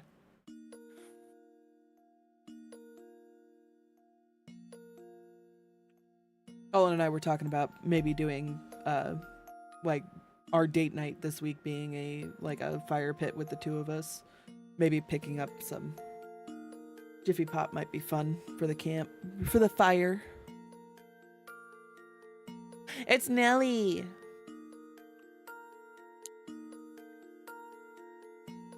I miss the Oracle playlist so much. I did too. I'll be real. Do people actually sweat in sweaters? Well, the nice thing about sweaters is if you wear it with something underneath it, you can take it off. Yeah. See, that's women's first mistake. Always. What? They go to work in a sweater, they get super hot, and then they're like, oh shit, I only have a tank top under this, I can't take it off. I swear to God, my coworker's done that like 5 or 6 times, and I'm like, brother, when will you learn? I buy a bunch of plain t-shirts to wear under sweaters and stuff. She always wears like a tank top, and we're not allowed to wear, well, we're not allowed to wear tank tops in general, but she wears like the spaghetti strap one, so she's definitely not allowed to wear that. So like some days, like of course it's during the winter, but like she'll be, God, it's so fucking hot in here, but I can't take my sweater off, and I'm like, how many, you've done this so many times. Wild. Oh, you I do think date nights? I like sweaters, but The directions have consequences. I can't even recreate that without sounding like a dog no. whistle. God damn. She's a tank. She is allowed. I'm pretty sure this coworker is more of a twig than a tank. yeah, she's got big twig energy. Big twig energy. So I am ashamed to say that I tried to pick her up and I was unable to, so that's always really disappointing. That has disappointed me every day of my life since I tried. And then I dropped her in the river. This is a real story too. I brought my camera because they invited me out on their boat, and I brought my camera and I was taking pictures. And her husband, well, boyfriend at the time, but her husband was like, go stand by her. Well, I'm not gonna say her name, but so I was like standing next to her, and then as a joke, I was like, I'm gonna pick you up. And so I tried picking her up, but because we were in a river, we were in a fucking river. Like, the ground is not stable because it's silty. And I didn't want to fall into I didn't want to fall into the Missouri River with my cell phone and everything. So I went to go put her down, but I was starting to fall, so I dropped her. And she's never let me live that down for the rest of my life. Of course, whenever I say I didn't want like my phone to go in the river, she's like, "So you dropped me instead?" I'm like, "I didn't do it on purpose. I would have put you down if I had the time." Nelly says, haha, dork. Wow. This is my villain arc, honestly. This is gonna come back. We do date nights. We're trying to do more date nights. So Shock works a UK shift, so we don't see each other as often as we'd like to. So we're trying to make time on the weekends to do some kind of date night type thing.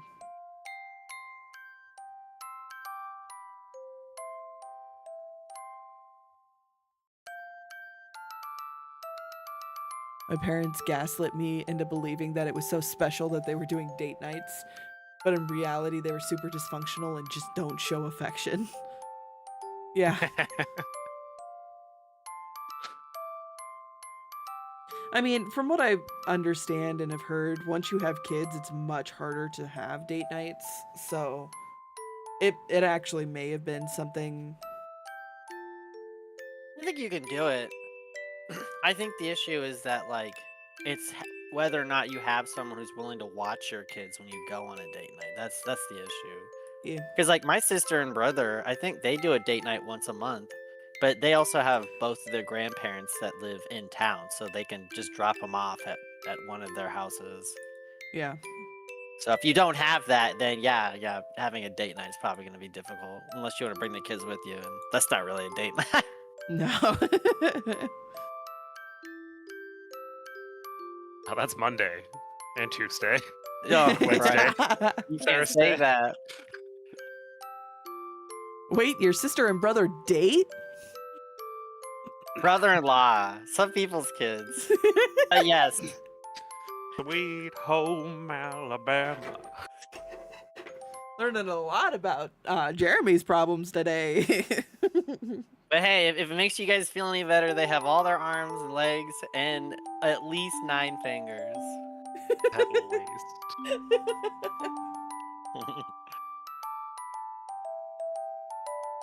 9 figures between the two, or I never specified.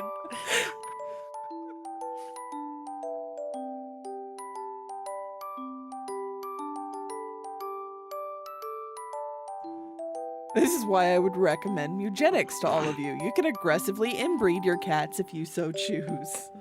inbreeding is the pro strat. Is Oh, it? if I wanted to do that, I could just do that in Crusader King. There was a lot of inbreeding going on in that game. Oh. It's okay. Inbreeding Hey, and you eugenics. gotta is very keep realistic. the bloodline pure. What's funny in that game is that the more you inbreed, the more your character starts to look a little Habsburg. different. Yeah, a little Habsburgian.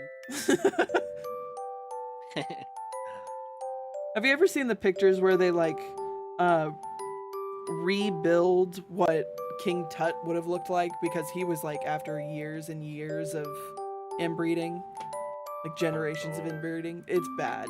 It's really bad.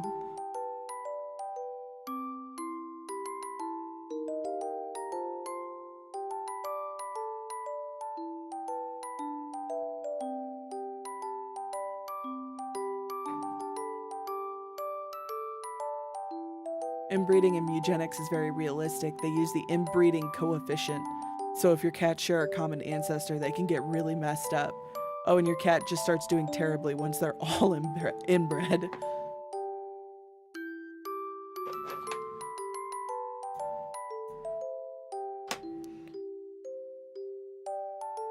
King Tut was an inbred king.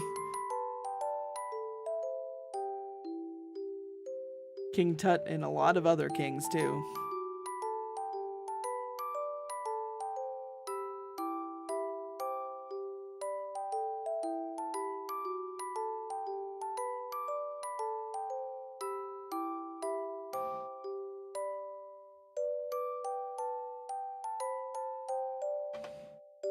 All the Habsburgs.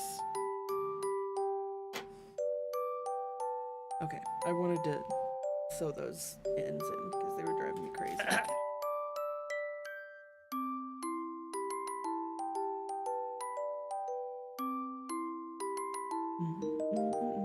You guys ever just grab your cat's face?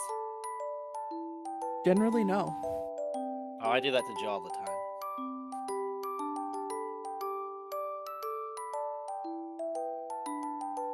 Oh, sorry, Joe.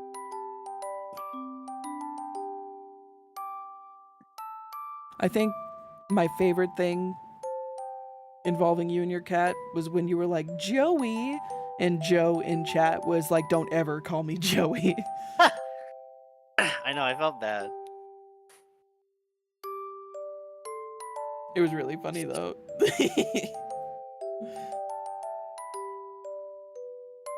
I thought he was gonna fight me on site. Me too. I was like, oh damn.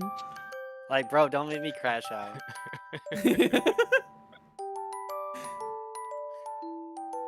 Every time I hear deedly dee, I can feel my genetic material degrade. Oh, Christ.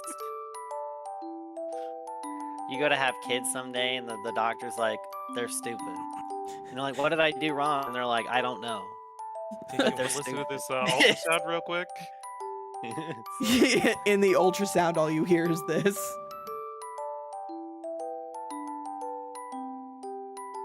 The playlist double dipped it. Yeah, the playlist isn't always very smart.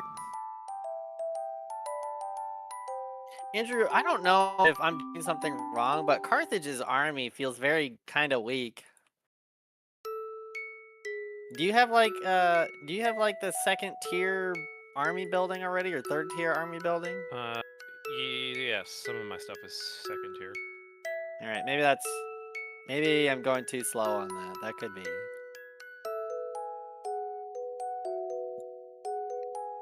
All the way across. I'm about to get a Pyrrhic victory against the city with one army, and I have two. I just feel like that should not be the case, but Yeah, it plays the motif a second time at the end of the song. It was a capital. Reasonable. your money came in handy though. I'll be able to fix this capital up lickety split. Joe, you a split? Surprisingly, Wow. reducing the patrician class by 1/4 was profitable. Wow. Andrew, just because you commit crimes doesn't mean you should justify them.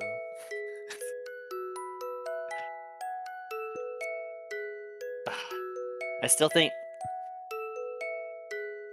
my favorite joke is from Warhammer, and it's Balthazar Gel. No, it's Emperor Karl Franz smiling, and it says when a bunch of dumbfuck farmers with rifles take out half the French nobility in one rifle shot. Because in Bretonia in Warhammer, like all of the soldiers that are fighting are the upper echelons. So if they lose a battle, like there goes the bourgeoisie, they're all dead.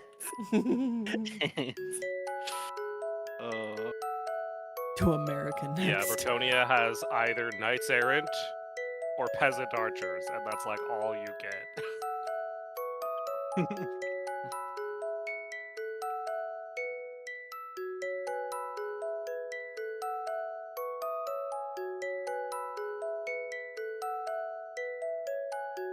The bourgeois was a thing in the Middle Ages. Yeah? I thought they were more of a capitalist invention.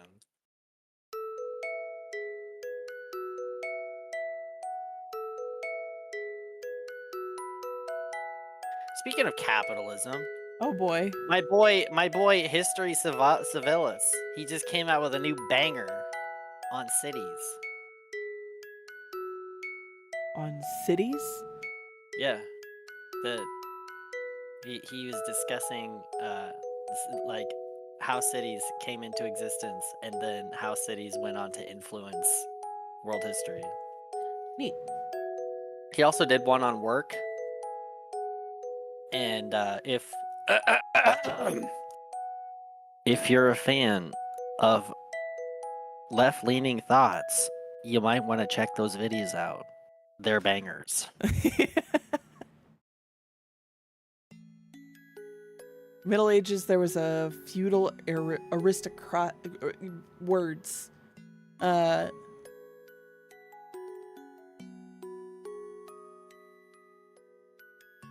that's what I thought, that there wasn't a middle class.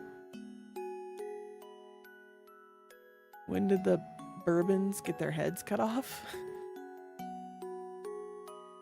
Well, the Middle Ages ended in like the 15th century, and the Bourbons got their heads cut off in 1795. So it was a couple of years later. A couple years. I was only a history minor in undergrad.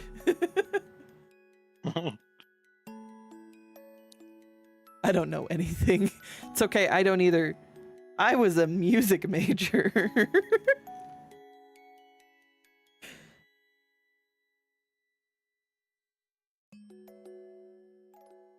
Colin's still mad about that. You being a music major? Yeah, I didn't have to take any math in college. Oh, that's bullshit. I had to take a prerequisite math class to take the math class that I needed. Yeah, I didn't have to do And that. I was doing fucking history. It was ridiculous. I didn't have to do that at all. I didn't have to take any math classes. The dumb part was, my counselor was telling me that the math class that I need to take was easier than the prerequisite. Nice. But I would actually argue that the prerequisite math class was an actual math class worth taking, and the one that I was required to take was garbage. Because it was called like math concepts, and like the whole point of it was teaching you how to come to mathematical conclusions by using alternative methods. I had to take that too. That was bullshit class. It was dumb. Oh, And if you didn't use the alternative method, it didn't matter that you got the answer right. That sounds stupid. Yeah, you're telling me. That wasn't a requirement for me. Yeah, you were like actively punished for like seeing that the solution was the handshake formula and just using the handshake formula. Which is funny because my teacher didn't do the best job in the world teaching the handshake formula. So if I didn't know it, I tried to answer the question and I still got it wrong because they're like, no, we did that. That was what you did was last week. Now you have to use this week. And I'm like, I don't know what it is because I don't understand the handshake formula is a real thing that they wouldn't have taught in that bullshit class. Oh, I guess I don't. Obviously, I didn't pay attention because I don't remember anything about the class. I just know it was dumb. They wanted to do it like the dumb way, like put sticks on the ground and use them to count or something. Like What? What the fuck? It was so. It was okay. a real bullshit class. That sounds really dumb. So okay, Yeah. I'm not trying to compare the two. I'm just saying that you know how like today they use like Common Core for kids, and it's a different way of teaching kids how to get like mathematical like that's basically what we're talking about. So you have the method that we were taught, and then there's the method that kids today are taught. It's two different methods, and you're getting the same answer. Right. Well, that's what this class was all about. It was teaching you different methods on how to get a mathematical like conclusion to a question that you have. And I could see the merit in it, but some of the things that they were teaching, like, this is fucking dumb. Yeah, like, Like- there is a better way to do this. We have been taught the better way. Yeah. Why can't we do it that way? Why are we being penalized for doing it the easy way? I Interesting. wish that I could have just taken the prerequisite, which was just a garden variety math class, which I totally understood way better and got a better grade, and I got a B in that class. I think in the mathematical concepts class, I got the mandatory C. So that was super awesome. Fascinating. I had none of that experience. I didn't have to take a single fucking math class.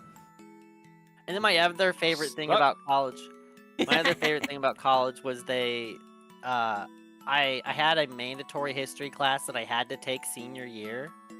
Mm. And I was really nervous about it because only one teacher taught it, and he was a prick. And I Oof. avoided him like the plague. I did not want him. He's an asshole. And I was required to take his class to graduate. So I was mildly upset.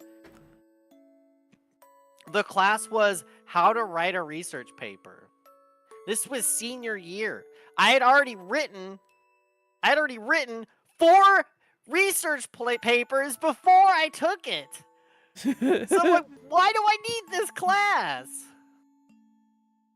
Gotta check a box, dude. It really did feel like that. It should have been a freshman class. And he should have gone a lot easier for freshmen. He did not go easy on seniors. He had very strict rules, and if you did not follow one of the rules, you would go down a letter grade, and there was no making it up. So if you got a B, fuck you. Leave my classroom. Wow. That's why I did not want this guy. And this one girl in my class, she's just like, if I get a B, I'm literally gonna go to the the head administrator, because I've gotten A's in all my classes, so I'm not gonna put up with that. Wow. That's crazy. Not to mention, he said a hyper sexist thing, telling us a story about a book that he wrote, and he said like a hyper sexist thing to our class, and I was like, wow, I can't believe you just said that. He was upset that the publisher was taking too long on his book, and when he called them, a secretary answered the phone, and she wasn't giving him the answer that he wanted, and so he was just like, you know what, suck my dick, and just hung up the phone. And I was like, What the wow, fuck? you a college professor. And there are women in this class. I don't know that you should be saying stuff like that. Wild shit, dude.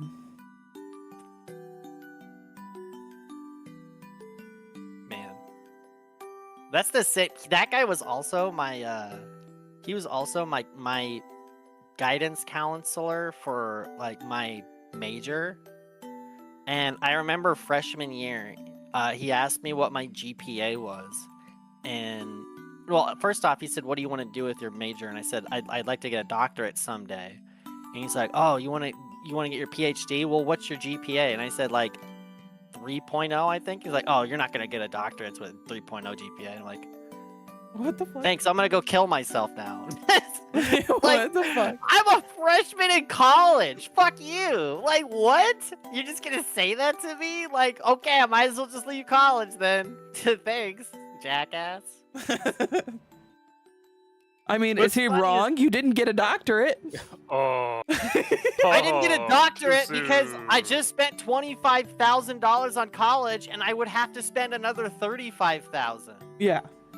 You tell me if that's reasonable. No, it's not. I know it's 5,000. not. Exactly. Rookie numbers. So, I mean, in a sense, he's right. I didn't get my doctorates, but I didn't try. And my parents said they weren't going to help me. Which, to be fair, they helped me with college. They just weren't going to help me with grad school. I can't blame them for that. True. So I said, fuck it. If I'm going to get my PhD, I'll come back and do it later. Understandable. Which now I don't think I ever want to get my PhD, unfortunately, because it's one of those things that, it actually will start limiting the jobs that I can get. Because if I go to a job interview at an office with a PhD in history, they're going to be like, why the fuck are you here? And I'm like, because AI is taking all of the jobs, and all the people that work in colleges with a PhD are old ass professors that won't die. That's why I'm here.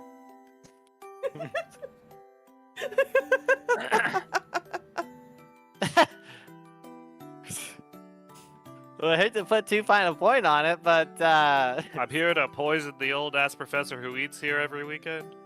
Yeah.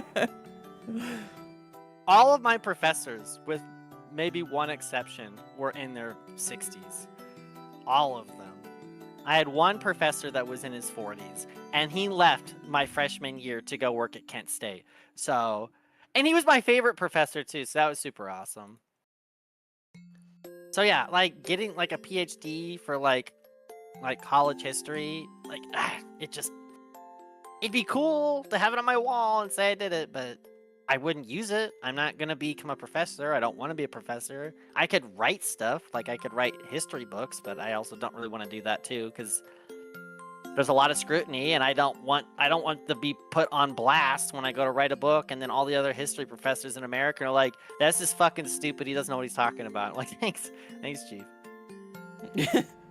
Means a lot coming from you. You may be weeded out. You're really close to your doctorate, though, aren't you?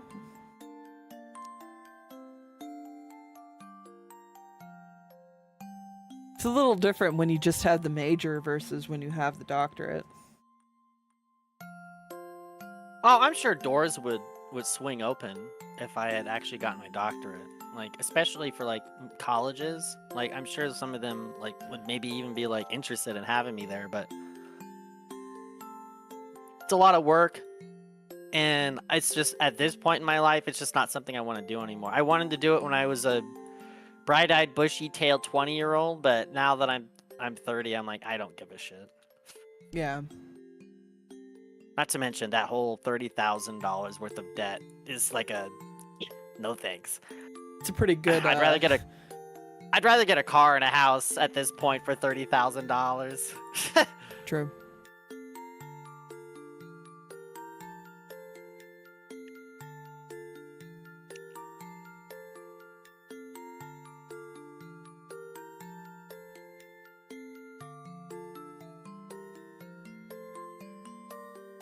People burn out at the end. Yeah, that's fair. It's rough. I can't blame you. And with history majors, it sucks too, because our PhDs for history majors, like your thesis on average is 400 pages. I mentioned this last time when we were online, but like PhDs can be like 400 pages, and you could write all of that, and then the people the people that read your thesis could be like, no, it's not good enough, and then deny you. Imagine writing a 400-page book, and then they're like, yeah, this is shit. Like, instant crash out. I would be yelling and screaming. Like, you fucking kidding me? I worked so hard on this. And then you see other, like, PhDs for, like, chemistry or psychology, and it's only, like, 130 pages. Like, fuck you! Why do I have to write 400, and you people only have to write a pamphlet? Like, that's not fair! These are averages. It's not the expectation, it's just these are the averages. I think there's a lot more nuance when it comes to things that happen in history versus what's happening in a chemistry, like, experiment. Well, it's probably harder too, I guess, because with chemistry or psychology, like you might be brushing up against new science, and you have to put in like a lot of work, because you may be discussing something brand new that people don't know about. As where with history, you could be treading over the same topic that thousands of other people have treaded over, but you're looking at it from a new light. So you have a lot more resources available to you. I mean, to be fair, usually when you're writing your thesis, you are writing something new. Like, that's kind of the point. But I'm just saying that, like, with history majors, there's so much history out there for you, and archives and stuff for you to look at, that you can find it. As where with some of the other science majors, it's just like, yeah, no, you got to figure that shit out on your own. So I can understand why it's slightly easier, but still.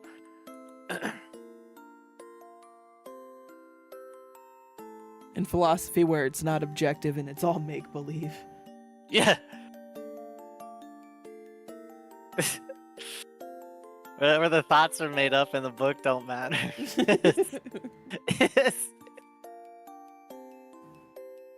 Man, so there was a time when I was like, I would really like to go see Whose Line Is It Anyway, because they come to town every once in a while.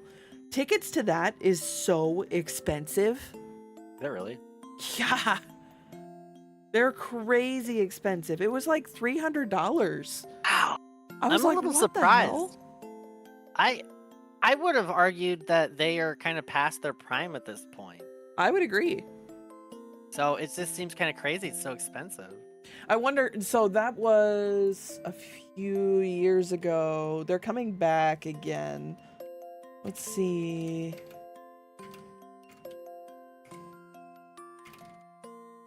Let's see how much tickets are now.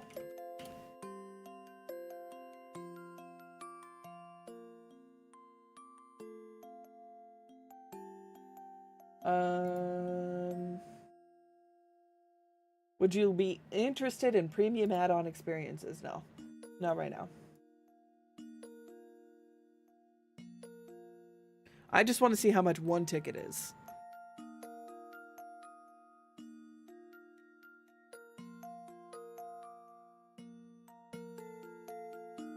Nosebleed tickets start at $150.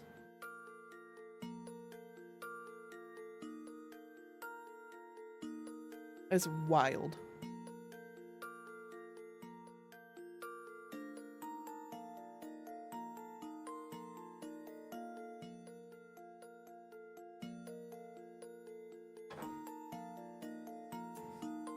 To cut up some more red. I should have made a bigger ball of this the first time. Here's what it's like writing a PhD in philosophy. Imagine being a chef and your final exam is to prepare your favorite meal. Then the judges take your food and shove it into a blender and make a gooey mess, then hand it back to you and say, it's better now, what do you want to do? And you, being a chef, do your best to try to put actual food into the blender mess. And then they put it in the blender and hand it back to you. They always ask you how you want the final product to be, where you want to go, and how it's shaping up. But whenever you guide it, they turn it into goo. That sucks.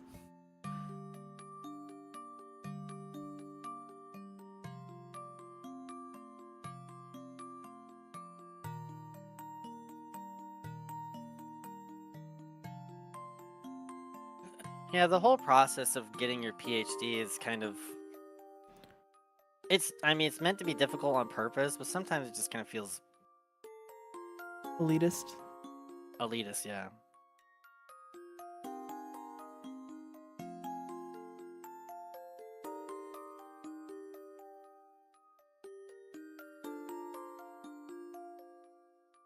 Absolutely by design, and not like trying to weed out the weak type situation, more of a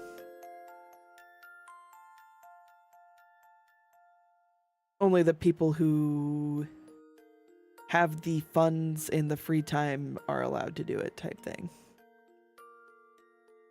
Is what it feels like.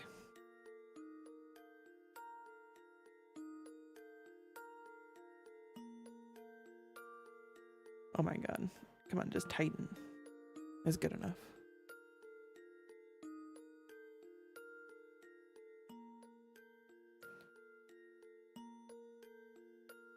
Okay. We just needed to add some more red because I'm almost out here.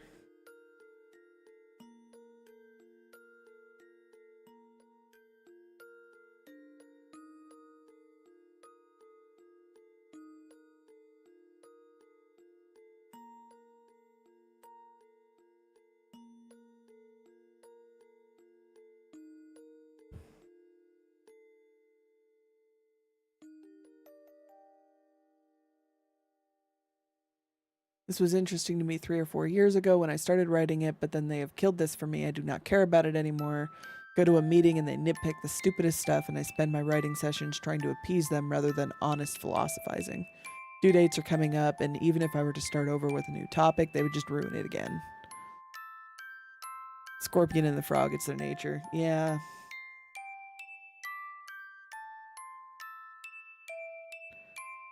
The reason I'm sharing this, you dodged a bullet, Jeremy. Hey, you know what? Once you get your doctorate, you've got one great thing going for you. You can be that asshole in every interview that says, actually, it's Dr. Blank. It's Dr. Nevea, and you will address me as such. It's like that episode of Kitchen Nightmares where it was a doctor who owned a restaurant, and she was fucking insufferable. And she was like, she owned a restaurant that was next to her clinic, and she would come into the clinic and demand that everyone still call her doctor as the owner.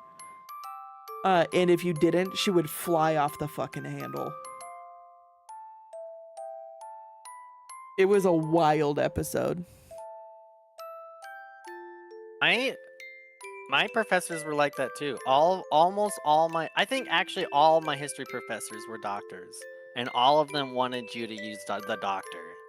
If I said Mr. Strati, he'd be like Dr. Strati. I'm like, okay, fuck you. Which is funny because then it just became a habit to call everyone in college doctor, and I'd have people that are like, oh, I'm not a doctor, and I'm like, I don't care. My philosophy teacher, at least he wasn't a dick. I was calling him doctor for a while, and he's like, "Don't call me Dr. Cup. That's my dad's name. Just call me. I don't remember his first name, but I was just like, I am. Yes, yes, absolutely, no problem."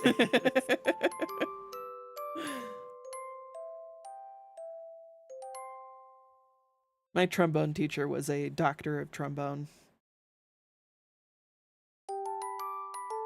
We called him doctor, but mostly to make fun of him. It was pretty funny.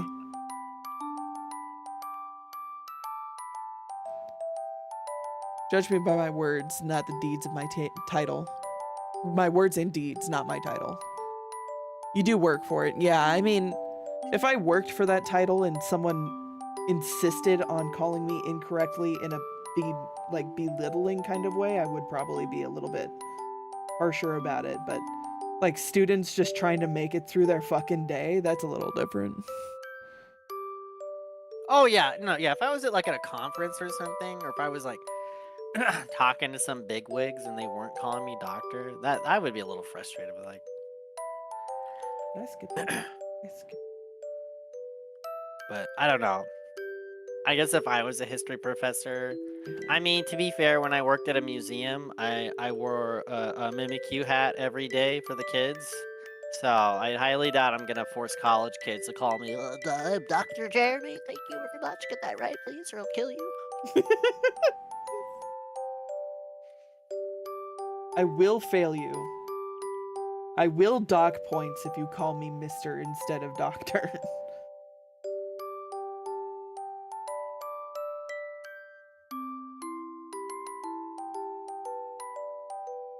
Yeah, just go plagiarize from someone else. That surely won't cause any problems. Look. You only get caught plagiarizing once. But every time you don't get caught is a success. Thanks, AI. Man, that was such a So there's been some history professors that I've left on red for a long time because I'm like, they're experts in their field, like they're geniuses. I'll look them up whenever I get the chance. So I remember there's last year or 2 years ago, there were I was just like, you know what? I want to learn more about the Civil War from genuine college professors and not some guy on a Reddit page. So I was looking up some of the major writers in history, and I did just a Google search, top 10 writers in history. And one of the ones I looked up, because I remember reading her book in college, was Doris Kearns Goodwin. And I'm like, it's a woman. She wrote one of the best books in America. And then I got to her Wikipedia page and there was a big fat section on plagiarism. And I was like, oh. Oh. Rip. So from what I understand, she didn't plagiarize Team of Rivals, which was her Abraham Lincoln book, but she did plagiarize a bunch of other stuff. So some people put into question whether maybe she did plagiarize parts of her Lincoln book, because why wouldn't she? If she's gonna do it for this shit, why not for her big book? And so I'm like, wow. All this time I thought, like, wow, you got this big woman in history, like, who wrote, like, one of the most monumental history books. It got turned into a movie, for God's sakes. It's gotta be good. And it turns out she was plagiarizing shit. Well, that wasn't even the only person. Another famous history person that I remember looking up was the guy that wrote the Band of Brothers TV show. The guy that wrote that book, who I can't think of off the top of my head. He also plagiarized shit. Rip. And some of the stuff that he was doing was worse. He literally made shit up. Like, in some of the Band of Brothers books, one of the books, there was a guy that he said was killed in action in France. And the show used that in the show. That guy was shot, and then it mentioned that he died in, like, before the war ended or something. And someone that knew the guy said, that's bullshit. He died in 1968. We were friends for 20 years after the war. The author just made it up. Solid. We love that. So I was sitting there, like, I was having like a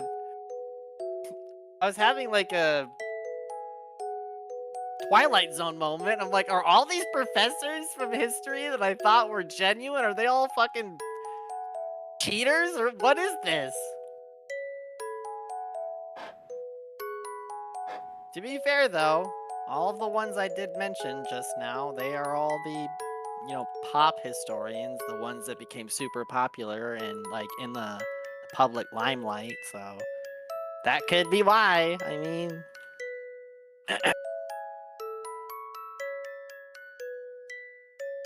He was TV'd out of existence. Yeah, it's bad enough. It's bad enough when an author lies about, like, someone's life. It's worse when a TV show doesn't do any sort of research whatsoever on the characters and repeats that lie. Because I thought for a long time, I'm like, wow, this is terrible. Because in the show, the guy has, like, he has a traumatic experience after landing. He has genuine PTSD and cannot function in combat. And eventually, at one point in the show, he kind of gets his courage back and is able to rejoin, like, the squad, and, like, they go on, like, a mission, and he wants to help. He wants to be a part of the team, and he gets shot in the neck. And he's just down and out. He's done. Like, they send him home. And, like, it's a tragic story. And then at the end of the episode, it was just like he spent most of his time in hospitals, and then he died in 1947. And I'm like, that's fucking sad. And it's all not true. It's bullshit. He got injured. He was taken out of Europe. He went home, and he lived his life until 1968. So it was all a fairy tale. You'll love to see it. Solid. So, moral of the story, kids. You can have respect for the elites in colleges and whatnot, but for God's sakes, that does not mean you can believe everything they say. You gotta look at their work and still be critical. Good God. Heck. Big Heck. Brought to you by Big Heck.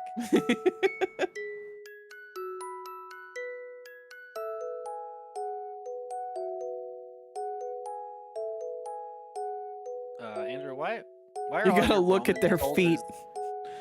Oonga boongas? There's some mercenaries I tried to hire to slow this guy down a little bit.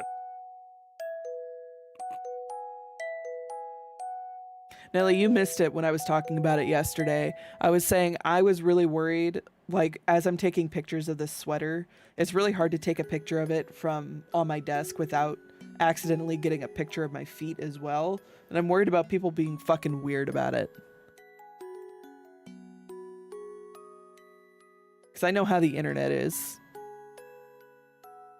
Like, I'm worried at this, like, I've kind of mastered the ability of taking the picture without having feet in the picture, but oh man, one of these times I'm gonna take the picture and like fall face first into my desk and like break my nose.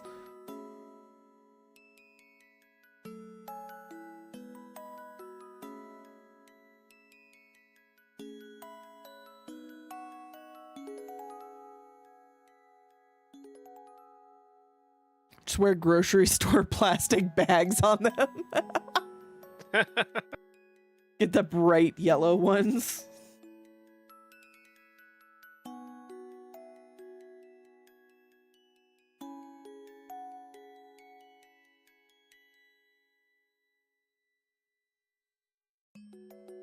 Make sure thank you is all across the top of it.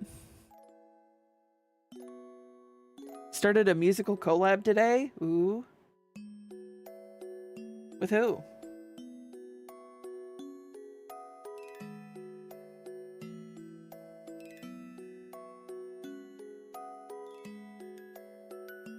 Lyric Weaver. I don't know who that is.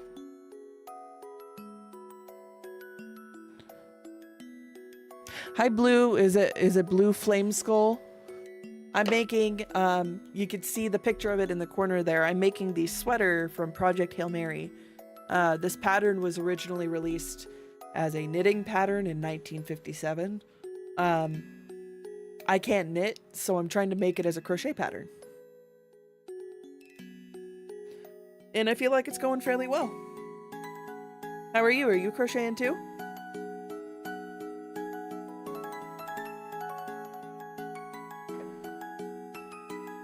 She's a singer. You sent her some chord progressions and we'll see what she does with it. That sounds fun.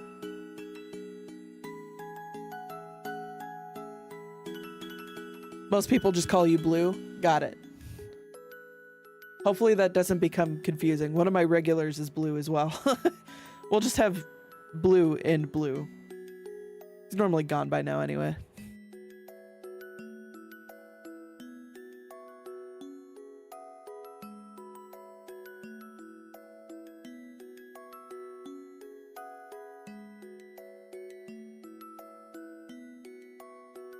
You're fletching arrows right now? What the fuck? That sounds dope. Do you do archery and stuff too then? Or are you talking RuneScape? Because I know that there's a lot of people who play RuneScape. You can call me Skull. Got it.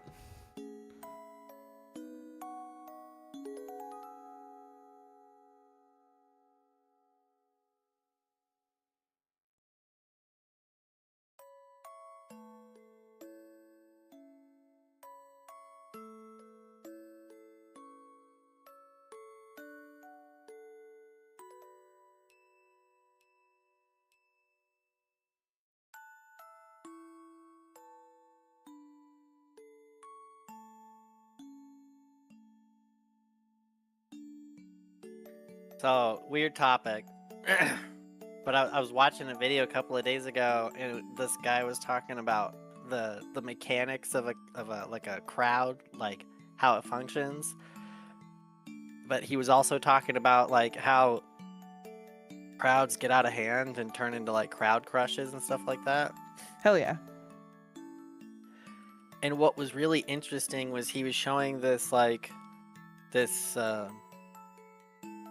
simulation of a crowd crush, and the crowd, once there's enough people in it, that it starts to act like a fluid. Yeah. Which is not what you usually want to hear, but Dude, I like all I was gonna say was that like when I say like acts like a fluid, if there's like a group of people on one end and they push the crowd, that the wave, the energy just flows through the crowd, which I thought was crazy. They're all moist.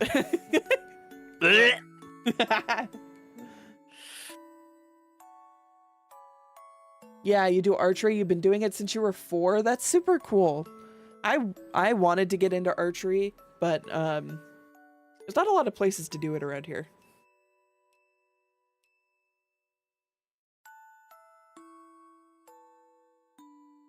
I struggle with sometimes I'm left-handed and sometimes I'm right, so it makes it harder to pick a side.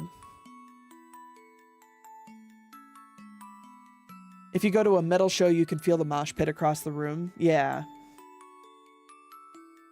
It's just scary because, like, the guy, like, he was interviewing some German guy they were at, like, a big festival thing, convention thing, and, like, a massive crowd that was going through a tunnel turned into a crowd crush. But he's like, there's not really a difference between being in a crowd and being in a crowd crush.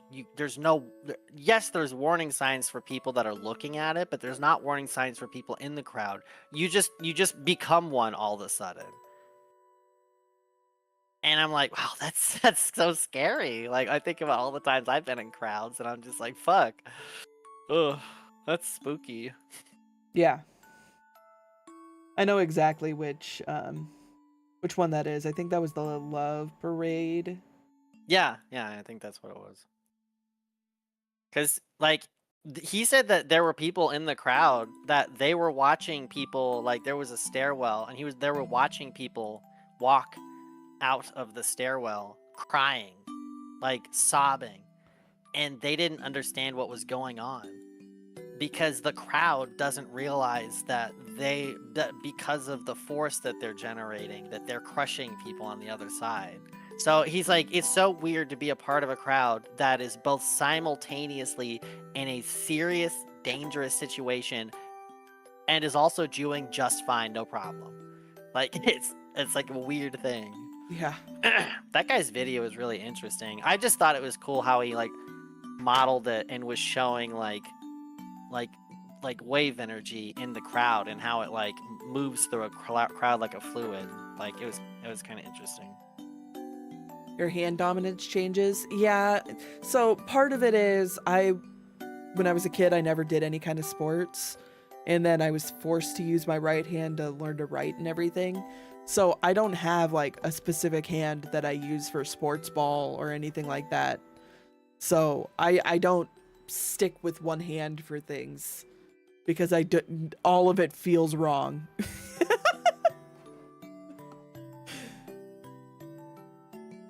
Want to know something about archery? Yes. I always want to know something about archery.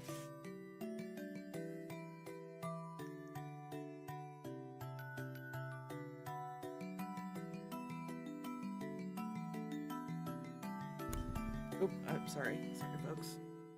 Smacking my microphone.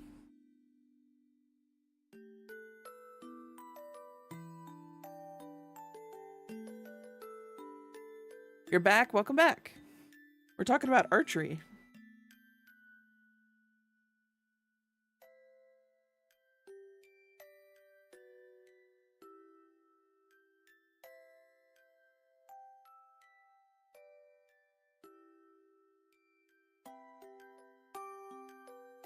Archery doesn't matter on hand dominance, it matters on eye. I've heard that before.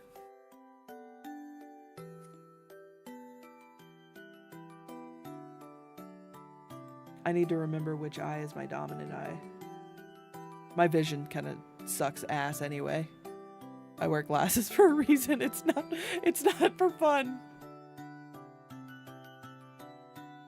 I know there's a test for that. Like, you stick your hand out and it has to do with, like, which one is closer to the center. When you close your eyes, I think that was what it was. I'm right-handed, but I'm left eye, so I shoot left-handed. Interesting.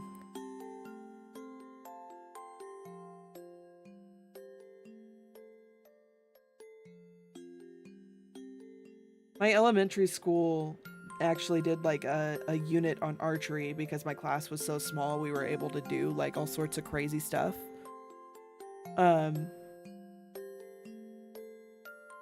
But we did, like, a couple weeks of archery, and I remember that being super cool. But all the left-handed kids, they made them do left-handed archery that wasn't based on eyes.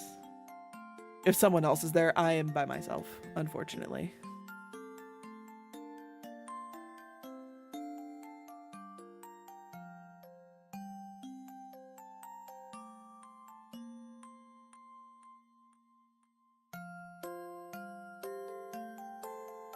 My autism makes archery impossible. I'm sure that there's some people whose autistic work is just archery stuff.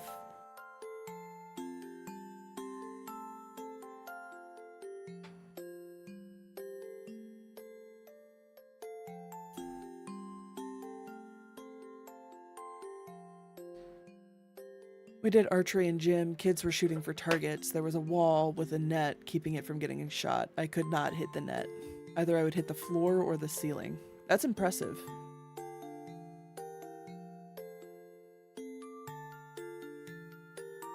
Through the whole week when we did it, they tallied, like, based on what you hit and all of that. You know, they kept a score for the whole 2 weeks or however long. And I was tied for first with a guy who practiced archery with his dad. So, like, I enjoyed it. I was good at it, but...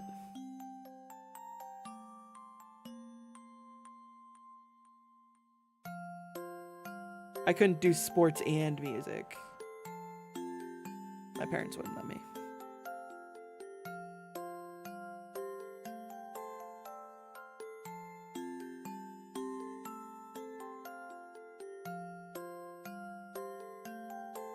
I believe I'm left eye dominant. I can't remember. It's been a while. I just remember it being like something really weird.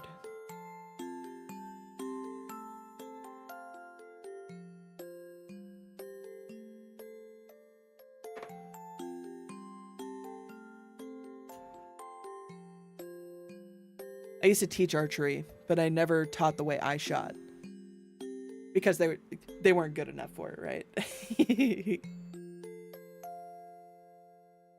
They couldn't handle it.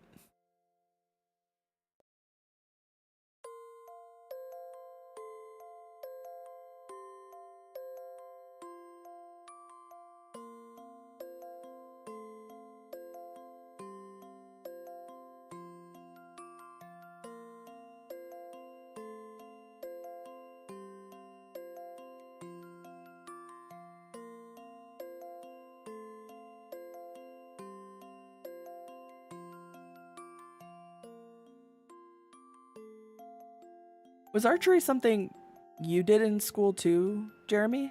Or No, I no? didn't. Okay. I wonder if there it was was just a brief, random. brief part where I did. Interesting.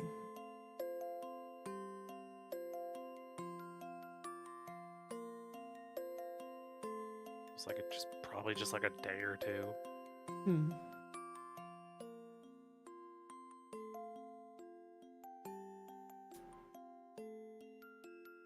Actually, yes. Oof.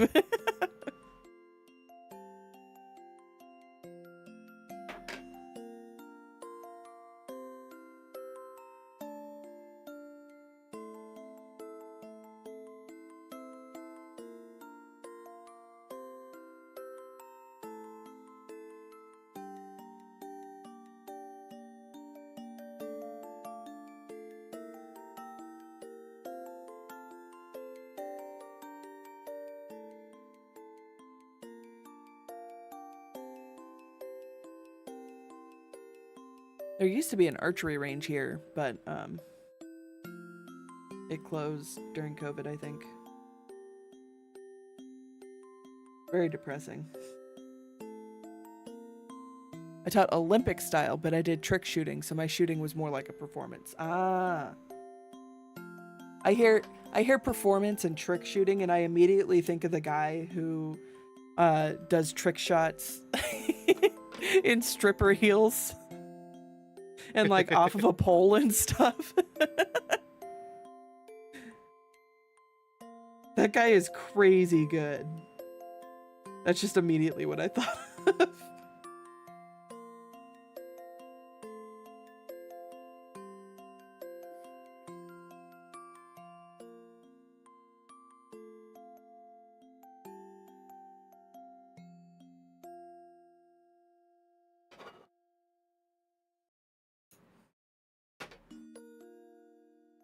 Okay.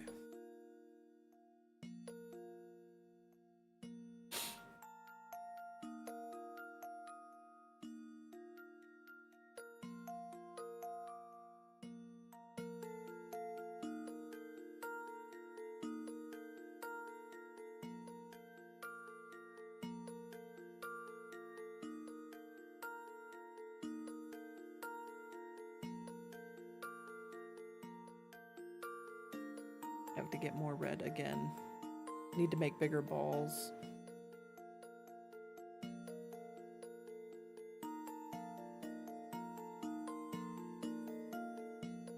I don't pole dance, but I know who you're talking about. Yeah.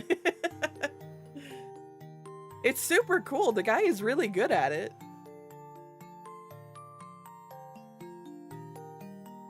Andrew, I promise I am doing stuff. Oh, okay. I feel like I'm moving slow. Sometimes my turns go a while now too. We're gonna have to fight this one.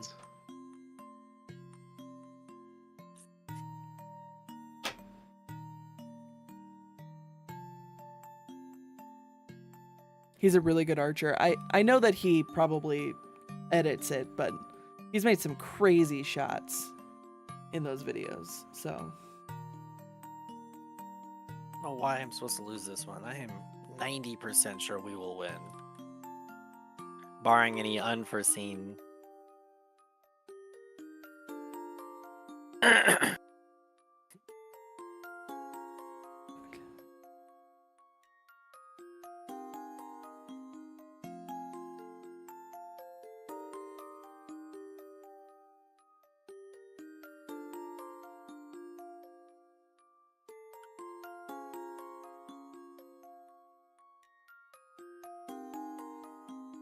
yeah, I give him props. I don't think I could pull off those heels.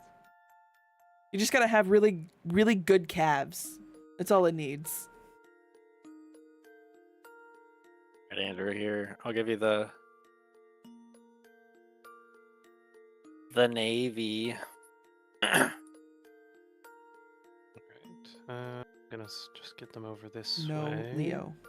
Leo. I'll also give you the baddest boys in this side of the Some peasant mob. Mediterranean Sea. Leo.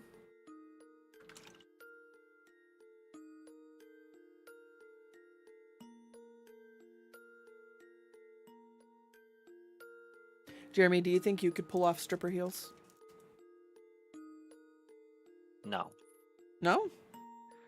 See, if I'm going to recreate a look, I am either gonna go for cutesy e-girl Uh-huh. Mm-hmm. or authentic garden variety girl. Okay. Never been that working class girl. It's not just not me. You don't want to be one of those lot lizards? Oh, You know, when you put it like that. I got some real dark lipstick you could borrow, Jeremy. Christ.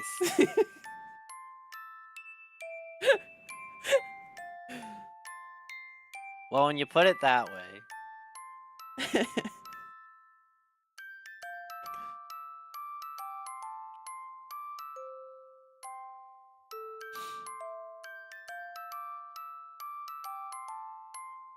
Oh, Andrew, I miss the old days of city defense, where you have a impenetrable kill box that the enemy has to somehow get through. Oh. alright. Good whenever. Okay, I actually have defenses I need to set up.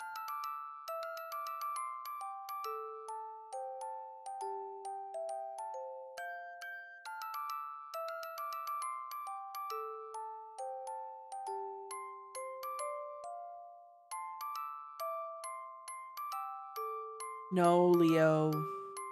No. Buddy. Oh my god. No. Come over here. Okay. Thank you. I feel bad. All right, well, let's see what happens.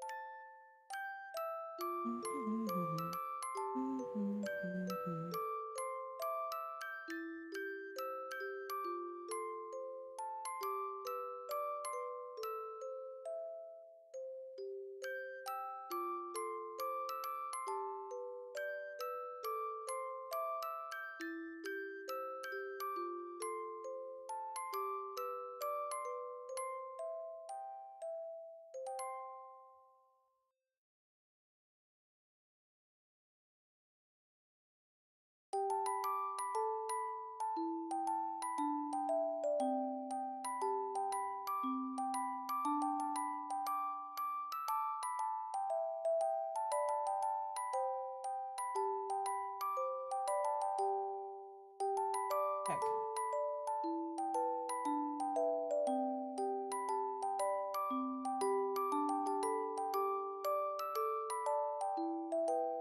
God, I hope I don't burn my army to death when I set the brimstone pits on fire. Oh, It's exactly what it sounds like. I assumed so. This is the good, clean fun I was mentioning earlier about, yeah. This. It's not a war crime. It's not a war crime. It's good, clean fun. Get him loot. You gotta wait. You gotta wait till they're right on top. Oh, I think it takes a couple shots to light. Oh, okay. Well, I'll start shooting as soon as I can. Oh my god, does these guys not have arcing fire? Well, that was a waste. oh wait, shit. Gotta do more stitches of white.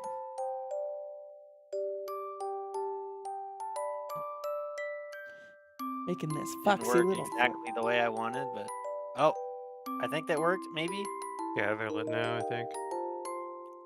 I don't know if they're doing anything, but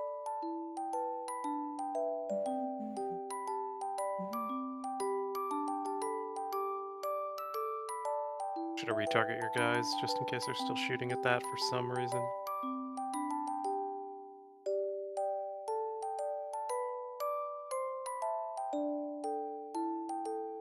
Mm.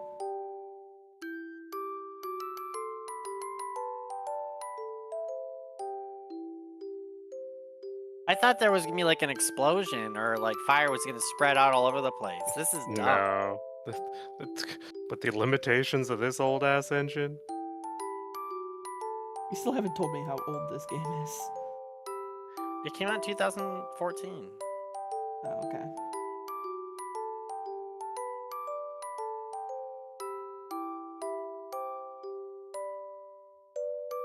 And if I'd known he was gonna go to the back, I would have had these guys over there.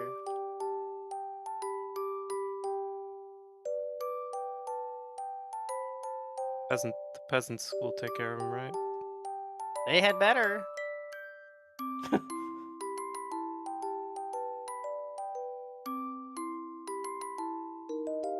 we go. Almost didn't get that stitch in there. Driving me crazy.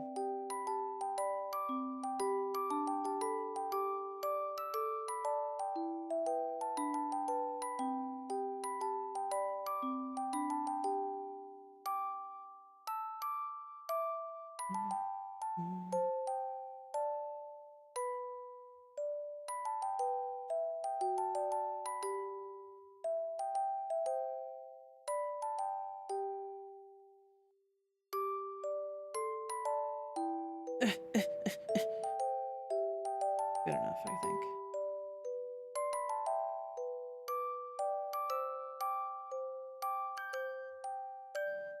What other crafts do I do? So crochet is my main craft.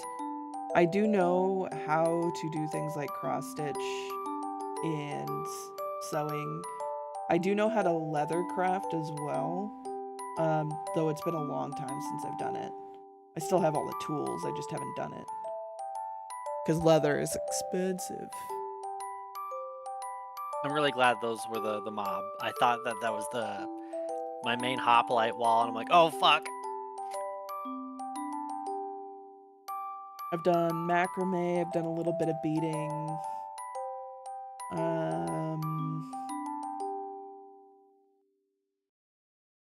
Yeah, by design. A little bit of everything. You hate to see it.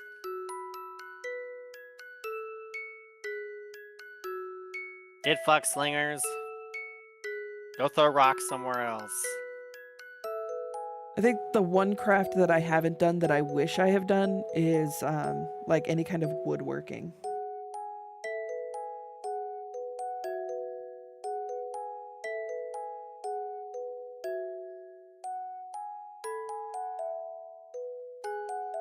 Like, I understand how woodworking works, I've just never done it. I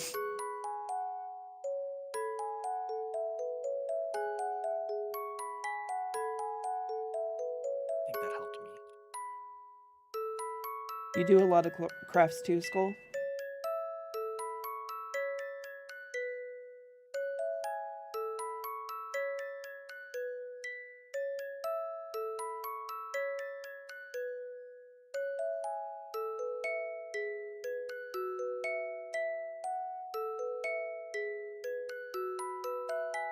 My family is really big into like any kind of food stuff, baking, cooking, candy making. It's like the one thing I don't do very well. Mostly because I don't have any patience.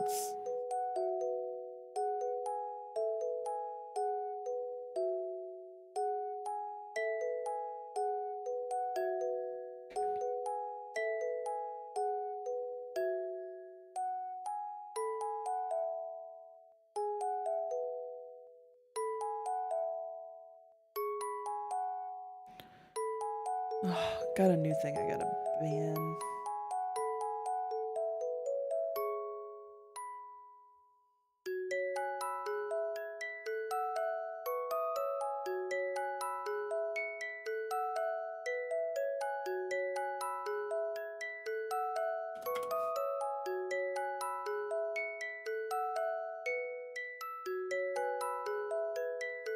We're gonna leave these tails. I'm not gonna worry about sewing them in right now.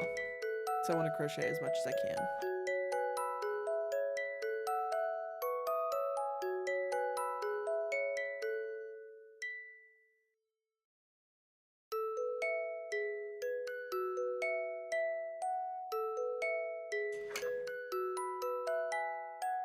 This is coming out nice.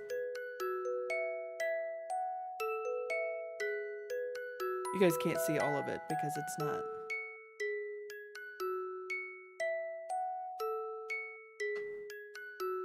There's just not a lot of space.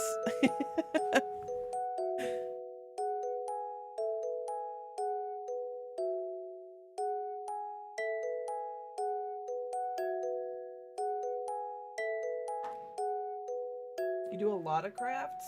Like what? Tell me more.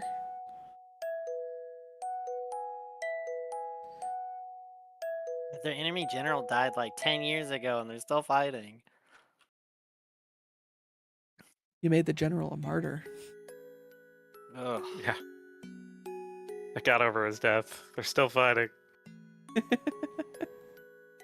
My general's about to be a martyr if I take one more hit.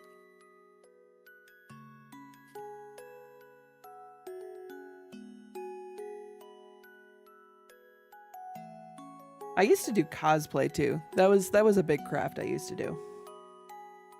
I made a Sister of Battle cosplay one year.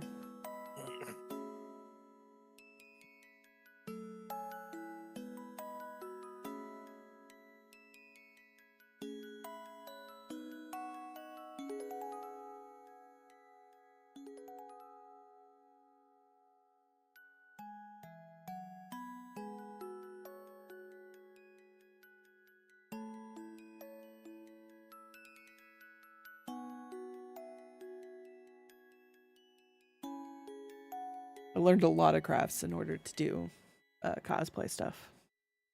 Way back when.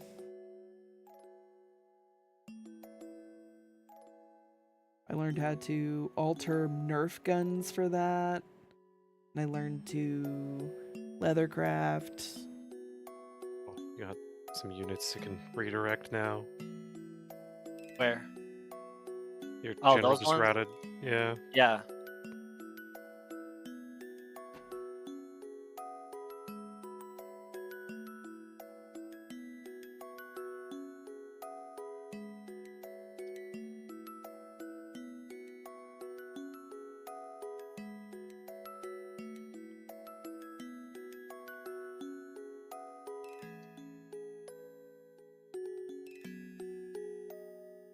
Don't retreat. Don't retreat. Don't retreat. Do it You're up getting balls. help. You're getting help soon. Retreat! Fuck him over. Hang in there. Hang in there, bro. Wavering is fine. Get the surround if you can. Even if it takes you a couple extra seconds to engage with like the archers that are out of ammo.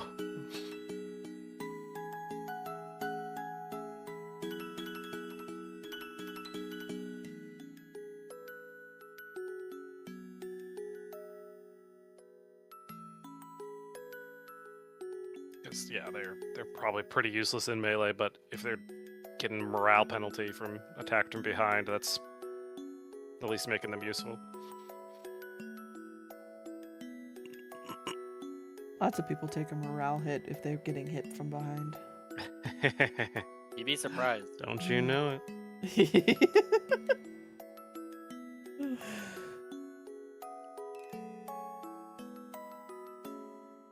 You do 3D printing, laser engraving, vinyl cutting, woodworking, metalwork, knife forging, resin work, CNC carving, leatherwork, airbrushing, automotive repair and paint, and firearm building. Wow, that's a lot. This is it. I think we're about to mass route. This guy can't hold 6 units up here by himself. Who cares if your general dies now? That's true. If I'm gonna lose, I'll lose with honor. I took classes on how to use CNC machine and like CAD and all of that kind of stuff. It was super interesting.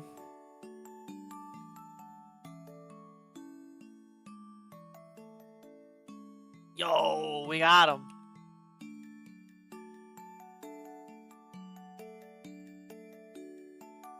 My general will be able to flank the other guys in 5 to 10 business days.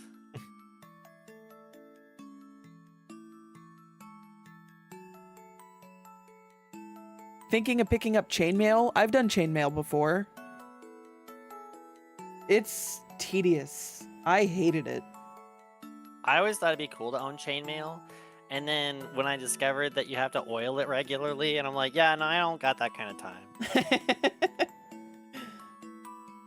It's kind of cool. You can buy chainmail scales, so you would like put it on the loops to make it look like dragon scales, and you can actually use that in crochet. I have a bunch of scales that I was gonna make into a like a dice bag, and then I forgot about it for years. I still have them. I just haven't done anything with them. I've always thought it was cool that like some clothing brands have made chainmail like outfits for women, like tops and stuff, but then like, oh, they're hideously expensive. There was one that I thought was so cool, and I found the brand that makes it. It was like $800, and it was for like a chainmail crop top thing, and I'm like, $800? It's crazy. It might be really difficult for a machine to do it. So there's like, I know that there's like different designs when you do chainmail, and some of them are stronger than other versions of chainmail. And some of them I don't think a machine can do very easily. Like a super basic chainmail, a machine can definitely do, but it's kind of similar to like crochet, where it's just a little too much for a machine to do. And that's probably why it's so expensive. They had to have someone literally do it by hand. Granted, there's plenty of fast fashion things that have things made by hand that are done using basically slave labor and I'm sell sure for pennies. So probably handmade too, so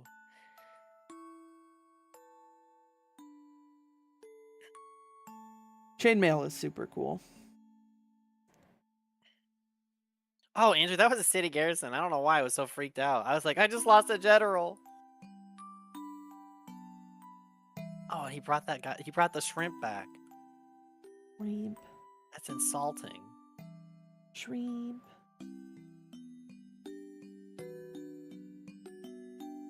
And I took that personally.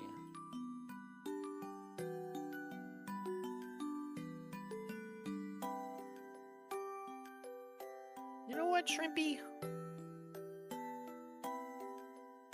Shrimp.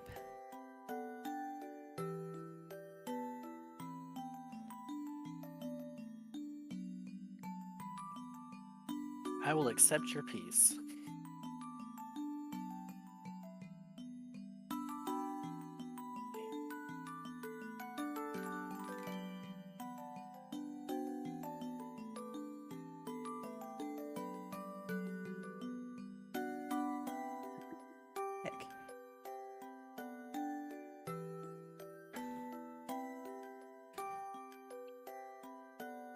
Oh, that was the other thing too. When I was looking up chainmail tops, there were some that were made with like almost genuine gold. Oh, wow. Yeah, like yeah, that's gonna be expensive as shit. I mean, they're tiny chains. If it's almost genuine gold, also heavy as shit. Oh yeah, I'm sure. Also, if you look at it wrong, it's probably gonna bend. Snap. Yeah. I thought there was a picture of the change of the... Okay, yeah. One of my friends wants my help item to make her a scale mail top. That would be super cool, though. Do you do that kind of stuff for like rent fairs, or do you just do it for funsies?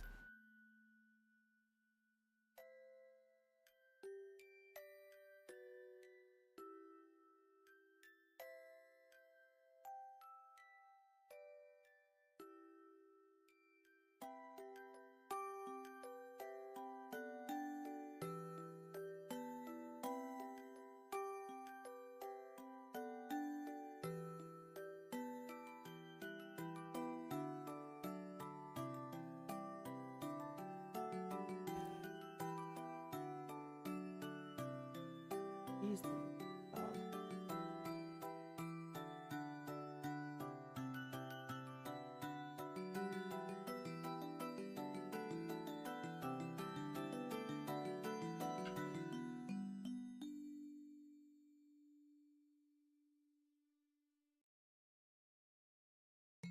She wants it for dancing at her job. That would be cool.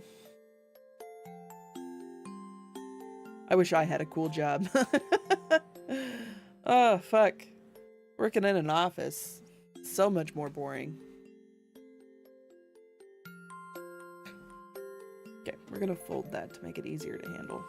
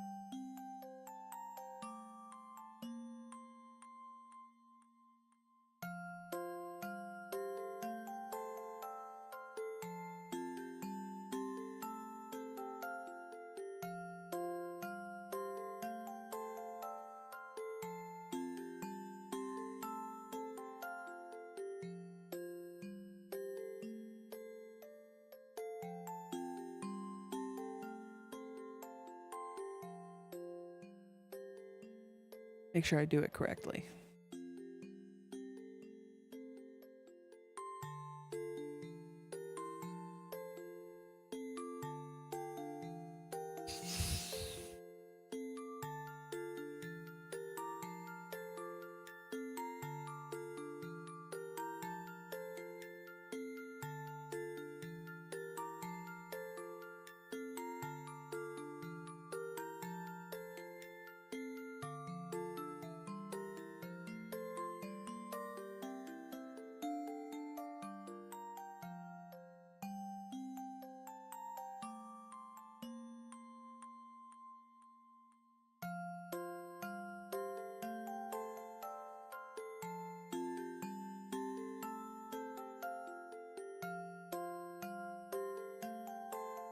Red.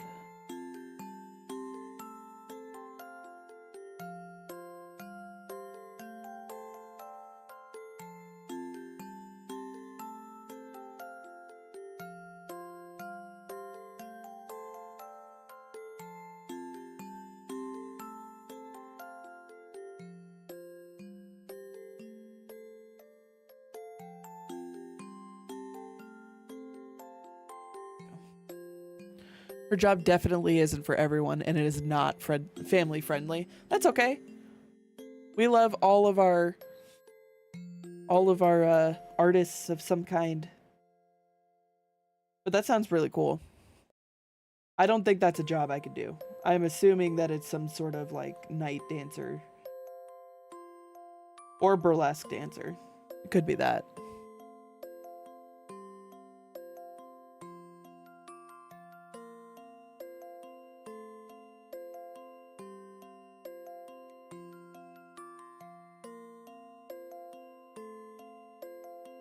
I know that there's a big burlesque dancing scene here. I've never been to a show. I've been invited. Every time I get invited, something happens and I can't make it.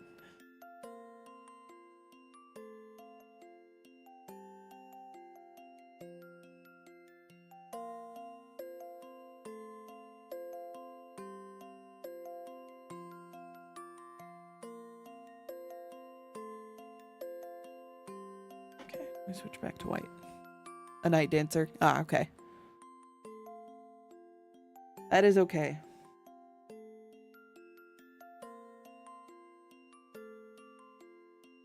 Definitely not something I could do. Mad props, though. I know that's a lot of work.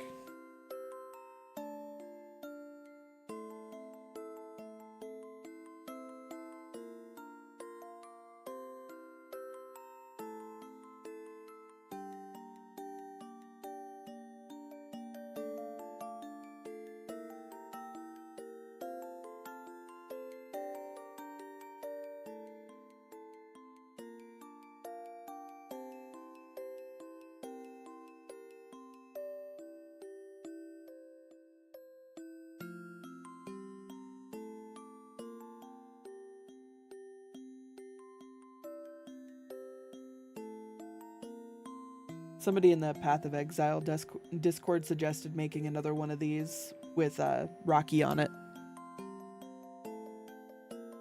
That would be really cute.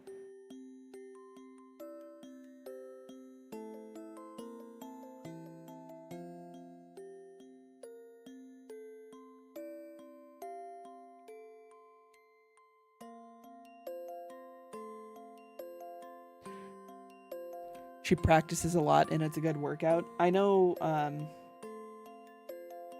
there was someone I used to, I don't want to say play D&D with because we didn't really play D&D with her. She would show up and sit at the table but then not actually play. But she did that kind of dance and it was a lot.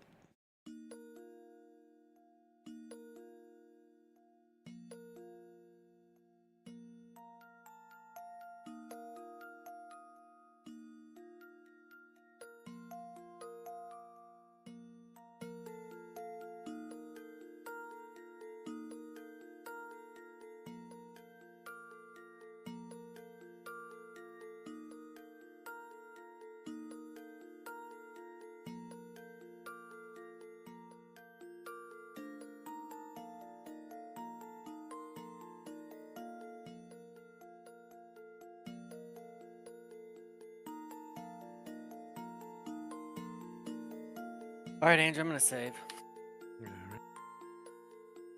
Damn, you're almost at the top of the map? Working my way. Downtown. Marching fast. It's one of those, like, every time I finish a war, somebody else declares a war on me. Oh, deals. Christ. You're very So top of it it's now. it's by force that I've expanded so far.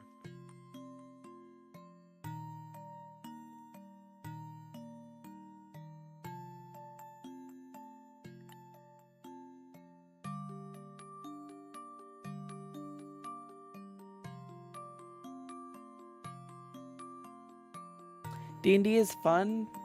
We like D&D. We all over here like D&D. It's been a while since I've been in a group, but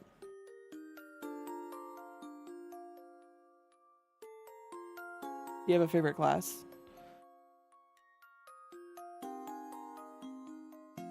Our mouse friend here likes to play Ratkins. I don't like how you said that. Ratkins. Filthy fucking rat. God damn. I'll have you know that the last D&D game that I played as a rat, the DM forced us to do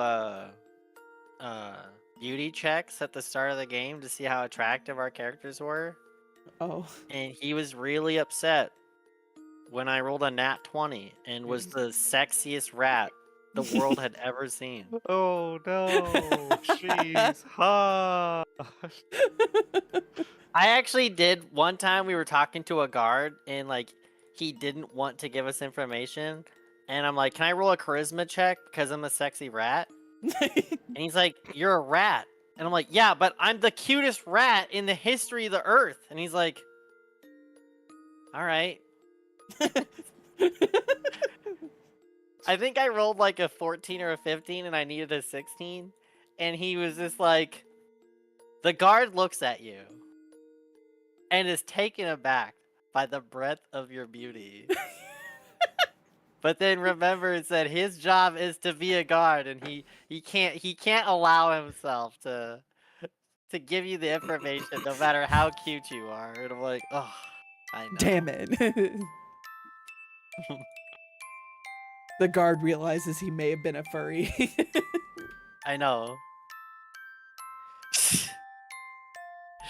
Brother was looking to get some tail that night.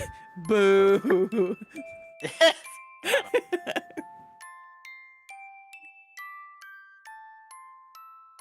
Let's see where my phone's sitting at. 15%. Yeah, I should probably call it there before my phone dies. Causes problems. I use my phone to record what I'm doing, so hydrate, you got it. I got water right here.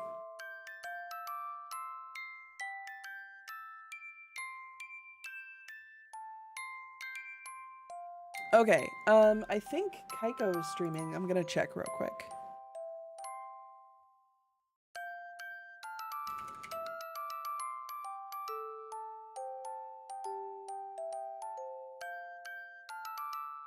Yeah, Kaiko's streaming.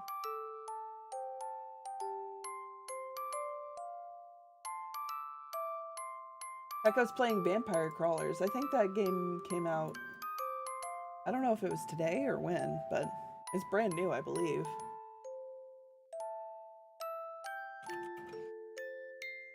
So we're gonna see Kaiko. Here's my raid message. My plan is to be back on Thursday, but it kind of depends on if we are having as severe of weather as they claim we're going to have. If we're gonna have tornadoes and hail, I may not have internet, so we shall see. But that's the current plan. I don't know if you guys want to play something on Thursday. We will figure we'll it out. True. Very true. So yeah, that's the plan. So until then, we'll see Kaiko. Whoosh.